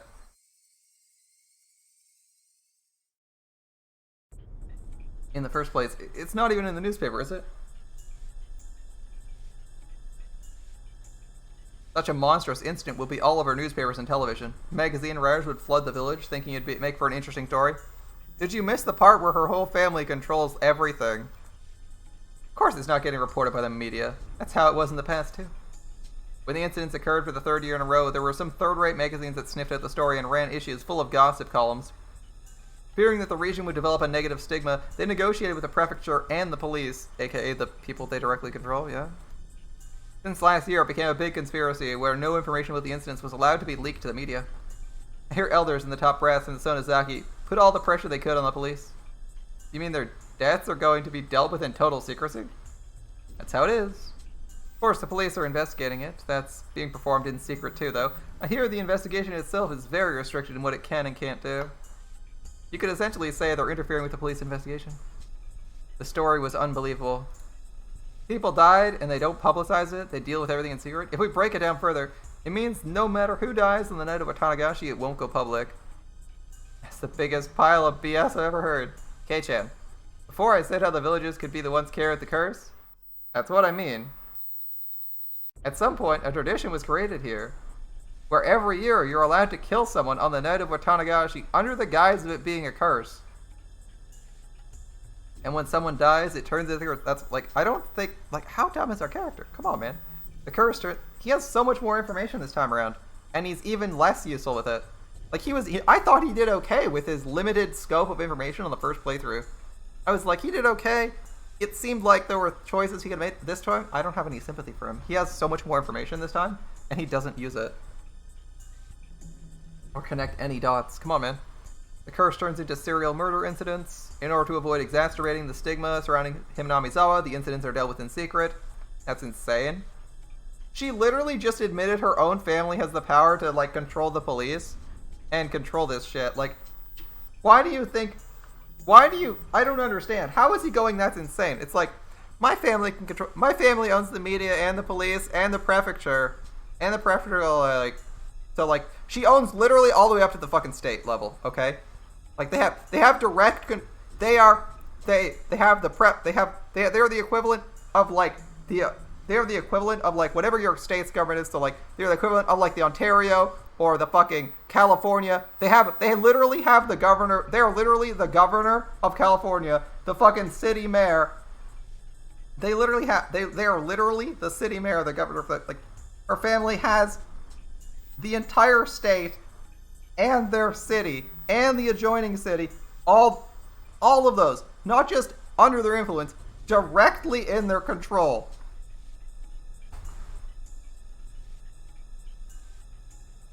Like, come on, man. Dead and missing people turn up every year. However bad the stigma gets, the police have to draw the line somewhere, right? You can say they happen every year, it's mysterious, but the police get the job done when they need to. After all, the incidents get resolved, right? It doesn't end up being a string of incidents, you know? It just so happens something happens on the night every year. That's all it turns into. Most of the criminals responsible for the dismemberment were arrested. The last one got away, but the events were totally exposed and elucidated, so it was resolved. The dam supporting couple who died, that was an accidental death. They made a lot of investigations, but they didn't turn up anything. It ended up as an accident. It was resolved.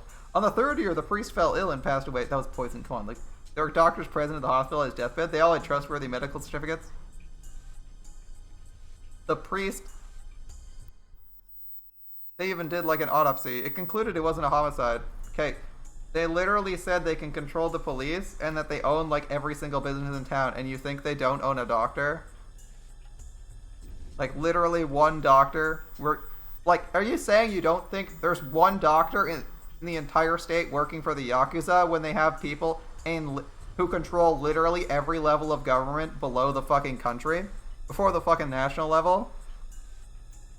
Dude, come on. That was resolved too. It wasn't a homicide. It was poison, not homicide. On the fourth year, the sister-in-law of the dam supporting couple was murdered. The criminal was an abnormal man with a history of regular psychostimulant usage. He confessed he thought Oyashiro's curse was so interesting he wanted to try it out. The criminal died of an accident while in prison, so the incident was essentially resolved as well. Dude, these are so transparently linked murders. I don't even know how you don't get this, dude. Like, okay. Let's look at this. Look at this from an obvious perspective. They had a hit put out on him. They had a hitman. They murdered the hitman. Like, come on, man. Easy. That's right. None of the incidents had relation to each other. They were all independently resolved. Why does an unfortunate coincidence occur every year, then? You could say it's a string of related incidents, but they're not related. Yet every year, someone always dies and someone disappears. The story Takano told me on the day before during the setup. Now that the curse really occurred this year, I couldn't just laugh it off. Then, does that mean it'll come for us too? Just like how one person dies and one disappears, you're saying we'll be taken along with Tomitake and Takano? And erased? My lips had at some point become completely dry, and just saying it was difficult. Shion didn't respond. Her silence, however, was the clearest form of confirmation she could give me. We went somewhere we shouldn't have, but we're just looking, right? Dude, you're like, well, go through your stage of grief, dumbass. Hopefully he gets through them at a reasonable pace this time so we can do something before he fucking gets murdered. Alright, we didn't tell anyone we looked, right? Dude, one recording device would have fucked your entire party. One recording device would have fucked all four of you. Because you were all yelling each other's names and talking for 40 minutes in a storehouse when you were supposed to be perfectly silent. Okay? Like, 1980s cameras, probably not that good. Let's be honest, cameras in the modern day aren't very good. They suck. So they're not going to be that much better in the 80s. They're not going to be better in the 80s. So it's probably a recording device. There's probably bugs. And you were stupid enough to say everyone's name and have like 4 hours of conversation discussing stuff inside of this warehouse you weren't supposed to be in. I feel literally no pity for you. Especially because you're so surprised and you still haven't thought it out. Come on. Even so, I was really so bad that Tomitake-san and Takano deserve such good lists. And it's all because our character literally can't be entertained by seeing like 400 weapons used to murder people in the modern day. He's like, wow, a bunch of murder and torture implements. That's boring. Bye. And they have to entertain him so he doesn't run off and tell everybody. I feel like our character 100% deserves his death. Alright, was it so bad that Tomitake and Takano deserve such cruel deaths? Probably. Besides, I didn't care about anything I saw in there. Shut the fuck up, idiot. Yeah, the whole reason you're fucked is because you didn't care. You were like, oh, I'm gonna go tell everyone what I saw. Like, bye. And they were like, please don't do this. We'll get killed. I think that's what Shion's thinking, right? She's like, we'll be stealthy. And she's like, well, I gotta assume there's no surveillance equipment here because if there is, we're fucked. I guess that's her guess, right? She's like, it's better than this idiot going out and blabbing what everyone's doing so that we get murdered. Let's just hope that there's no surveillance equipment here. There probably is. That might be what she was thinking the whole fucking time. I don't fucking know, but I'm getting more and more irritated that this guy's like not realizing how stupid he's been this whole week. God. Just realize how much you fucked yourself. Come on, man. At least then we can feel the get some pleasure out of how guilty he's feeling over having gotten everyone killed. Alright. Over how many people he got killed. Remember, Shion probably didn't get murdered last time. She's only getting murdered because we dragged her into this. Takano was the only one getting so happy over it, wasn't he? Takano was the only one at fault. I don't have anything to do with this. Shut the fuck up, idiot. You're the one who dragged her down there and into that. That was 100% on you. I'm not interested. I'm not involved. I don't give a shit about what was in there. I knew saying so wouldn't solve anything. I could feel myself, my cold self in the innermost depths of my heart, disgusted at my pointless howling. I mean, I'm disgusted at you too. Shut the fuck up, idiot. Emotions that broke through the dam. I couldn't stop anymore. I didn't have interest in this from the start. God damn it. All I wanted to do was watch Rika-chan's performance. You're the one who pulled me away from that, weren't you, Shion? I don't give a rat's ass whether those two were trying to steal some shit or meet up secretly where the fuck. That's right. You're the one who made me go in the first place, Shion. You're okay, Shane. You didn't see what's inside. You convinced me and pulled me in. The hell did you do that? I didn't have anything to do with this. What are you going to do? What are you going to do, damn it? How are you going to take responsibility for this shit, huh? He And now he's losing his ally. Click. Without any warning, the phone cut off with the soft sound of a receiver being slammed down. 10 out of 10. Actually. 10 out of 10. Still doesn't realize how badly he fucked himself. In like every single sense of the word. I don't give a shit. If he dies, he dies. Okay. He literally just, like, I've already said it. The last time he talked to Shion, I said, why is he being so fucking cold to her? And, like, when the start of this conversation, I was like, why is he being so cagey? She's literally the one person he hasn't intentionally alienated. And then he just shits on, then he goes and shits on her, too. So, he's pissed off Mion, he's pissed off Uishi-san, and now he's pissed off the only person he has left, and he knows for a fact that he's in fucking trouble with the fucking mob or some death cult. Or, like, I don't know whether it's mob or death cult. I'm going with the mob, because, fuck it, that's what Uishi said. Uishi said. If nothing else, they have connections like them, so it's appropriate. He knows about this connection, and instead he's just like, how can I fuck myself harder? I know, the one person who might be able to, like, maybe drag me out of this shitty hole, you know, the one person who might be able to get on their knees and beg for grace from the fucking mob is now his enemy. Like, great job, man. You're pissing off everybody for no reason, too. Like, he pisses off the cop to no benefit to himself. He pisses off Mion to no benefit to himself. He pisses off Shion to no benefit to himself. I don't know what he's doing. I don't understand. How is he this stupid? If you're going to lie to someone to protect someone, then tell the truth to them and work with them. Like, you can't just say, fuck you, fuck you, fuck you, and then decide to do nothing. Like, whatever. Alright. Shion's as terrified as I was, and you said some self-centered shit. That's, like, 100% on you.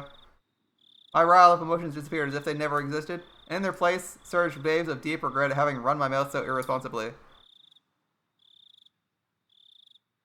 I could try to call Shion's name from beyond the phone, but it was too late, because you didn't even bother getting her number because you're a dumbass. I know.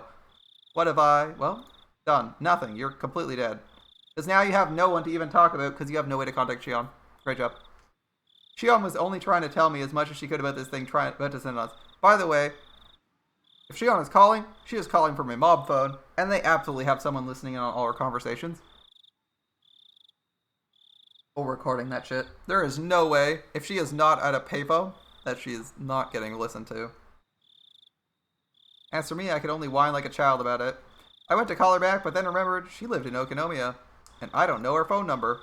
Since I declared to her I hadn't seen Shion last night, I couldn't just call Mion and ask for Shion's phone number.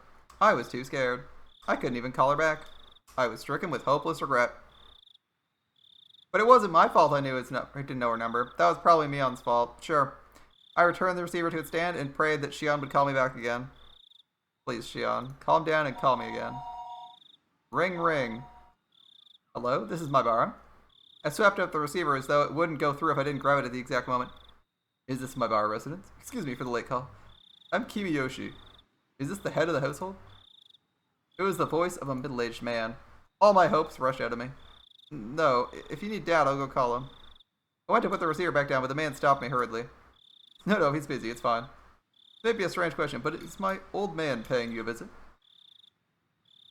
No, nobody's here at the moment. I see. Again, I apologize for calling you. It's so late at night. Goodbye. I don't know who that was, but what if Shion tried to call while I was talking to him? I thought, bubbling with egotistic anger. Wait a minute. Give it a break, Keiichi. Kimiyoshi is the assistant of Uishi-san, and what he's doing is checking if he's talking with the police any further. And since in the previous route, so we know a little bit more than he does, so we'd actually know who Kimiyoshi is. I would assume that he is the person set on Uishi, who is like the good cop, quote unquote. Like he is the clean cop, we'll say. Uishi is like the good clean cop, like the high quality clean cop that they're keeping from exposing the murders, right? And Kimiyoshi is the reason he does everything without Kimiyoshi present and like casually talks to people out of uniform, does shit like this, and is like unofficially investigating is because he's not actually supposed to be doing investigating. They're keeping him off the murder case because they probably have control of the fucking cops or the police too, right? Because Yakuza don't have to be subtle in Japan, right?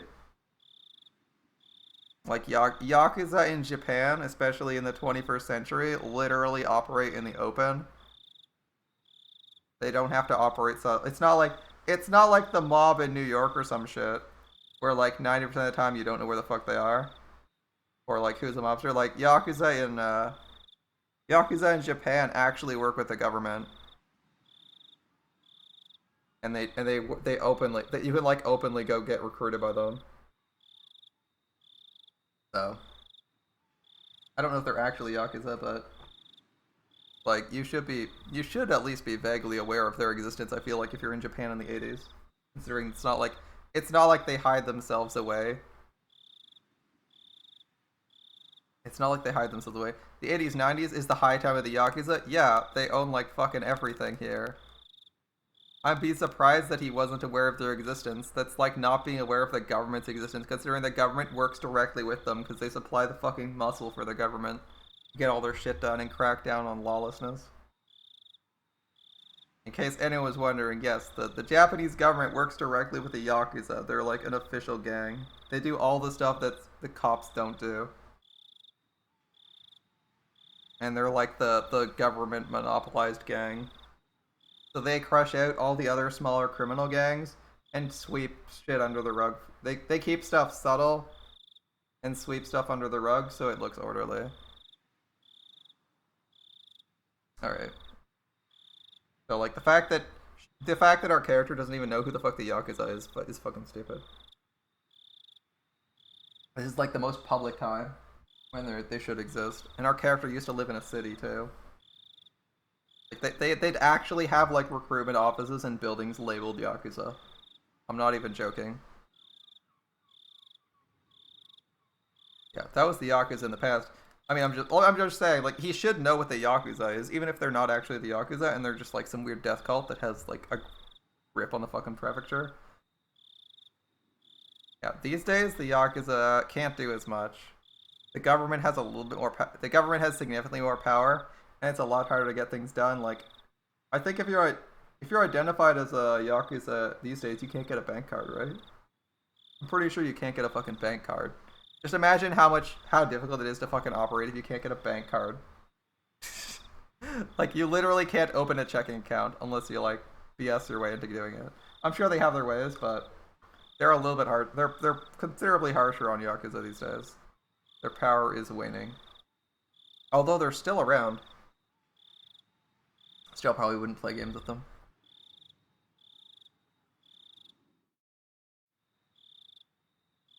Alright.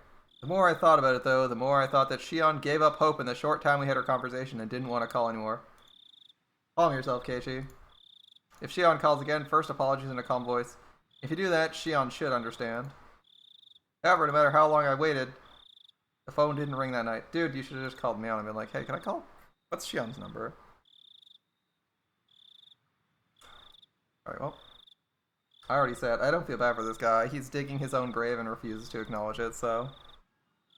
Everything he's done, based on his own assumptions, everything he's done has been, like, incredibly stupid. It's kind of funny. It's almost funny. It'll be funny when he starts panicking and realizes he brought it all upon himself. But until then, it's really frustrating.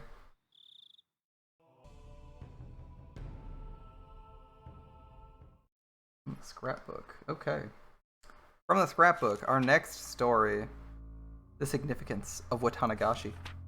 Watanagashi, a festival of hunting for sacrifices and feasting on them. While the festival itself is remarkable, it's come to be considered a form of entertainment as well. Perhaps it was because of the disparity between being both an egregious act and a form of entertainment, the perpetrators began to believe themselves transcendent. Maybe. I found some very interesting literature that appears to raise questions about that explanation. As with most oral traditions, it's not easily swallowed, but it does mention a few things that spark my interest. According to this literature, even the residents of Onigafuchi village felt fear towards this ritual. Women and children grow pale and tremble, and those of weak constitution would vomit, but it said the feast, the dissection, was an obligatory viewing. It's an extremely curious tale. Until now, I thought the residents of the village were fascinated by the ritual. They looked down on those vulgar, barbaric humans that cut them open like fish, and by eating them reaffirmed their holiness. At least that's what I thought. However, if the villagers gained from this ritual was not, or if what they gained was not fascination but fear, then that would suggest the ritual meant something else entirely different. There's a possibility that the executions were meant as warnings, encouraging the villagers to strictly follow religious precepts created by those with power for their own convenience. Onigafuchi village has been effectively ruled over by 3 old families called the Three Families. Without investigating the 3 families, I probably won't get closer to the truth of Onigafuchi village. If it tells me the first one's the Sonozaki family, if it doesn't tell me that one of them is the Sonozaki family, I'm going to be pretty disappointed.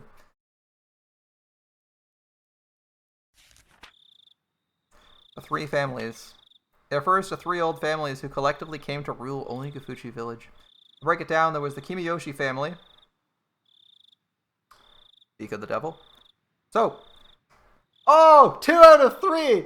2 out of 3. To break it down, there was the Kimiyoshi family, the Furude family, and the Sonozaki family, and each of them still exists today. Oh my god, I got both of the ones I knew. Down pat. Sonozaki's and Furude. Boom! Easy. And the Kimiyoshi family. Which is the family of the aide who's with, of Ueshi's aide. Remember when I said that guy's probably, his family is probably like the family's watchdog, keeping an eye on Ueshi? There you fucking go, guys. Kimiyoshi is an agent of the 3 families, which is the cult. Alright, this is the cult / the Yakuza / whatever the fuck they are, we don't know yet. We'll have to probably read a little bit more to find out the exact details, if there's some supernatural or religious element, or if it's just a gang masquerading as a fucking cult, who knows? Or masquerading as a religious cult, who knows? They got their hands in too many pies right now, and we can't sort them out. Like, all we know is there's this big mess of shit going on, but we don't know enough. Thankfully, they're just giving us the information. I'm liking this aspect of the story. Like, the part where our protagonist is a fucking dumbass is really annoying, but the fact that we're getting pieces of information and, like, a smart person or, like, the average person kind of piece them together or come to, like, a reasonable conclusion, that's kind of exciting, right? That's fun. It feels like they're definitely peeling open, like, we're slowly peeling open this conspiracy, and it's, like, getting really interesting. Alright, so all 3 families exist today. Though they don't have as much control as they did in the rote past, they still hold considerable influence today. The 3 families are considered by legend to be those in whom blood of the swamp demons run the thickest. Kimiyoshis. They appear to have held great power as the head of the 3 families, but it doesn't have that kind of leadership today. Current mayor of the village is from this family. The fact that members of the Kimiyoshi family are elected as mayor every generation is thought to be a remnant of the old system. Of course, as no rival candidates appear, it doesn't change the fact that even the Kimiyoshi family holds the mayoral office even through popular elections in the post-war era. The Furude family. The center of the village's faith since ancient times, the Furude clan guarded the sole shrine dedicated to Oyashiro-sama. They were worshipped as the only people to represent the voice of Oyashiro-sama for a long time, but the family branched off after the war and lost most of its power. It now only consists of the main house. The main house, as well, presently consists of only one daughter, Rika Furude, so the lineage may end this generation. There's apparently an old tradition of honoring the females of the Furude family, so the only daughter, Rika, is subject of much respect among the elderly of the village. And lastly, we come to the Sonozakis. It's said this family had a certain police-like role of protecting the religious precepts of the village. Of the three families, their relatively weak position can be seen from me putting them here last. Of course, today they are flourishing, and the state of affairs among the three families has completely reversed. Even now, one could say they're in control of Hinamizawa. The three families conferring with each other is similar to the old way. The current head of the Sonozaki, Oryu, essentially decides all the goings-on in the village by herself.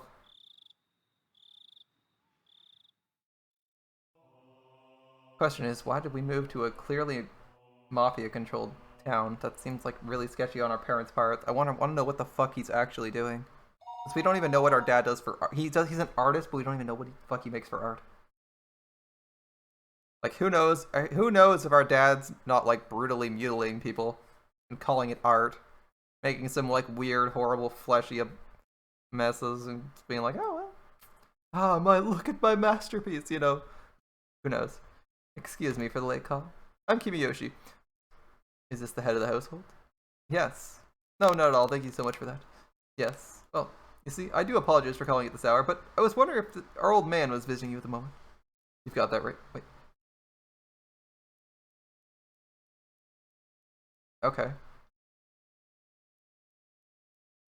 You've got that right. Yes. Once again, I'm very sorry for calling so late. Goodbye. Click. So, no good? Not sure what to do. He may be passionate, but he's always, at least gives us a call. You called everyone he plays Go with, didn't you? Hello? This is Kimiyoshi. This is Sonozaki. How did it go? Have you found the mayor? Oh, Mion-chan.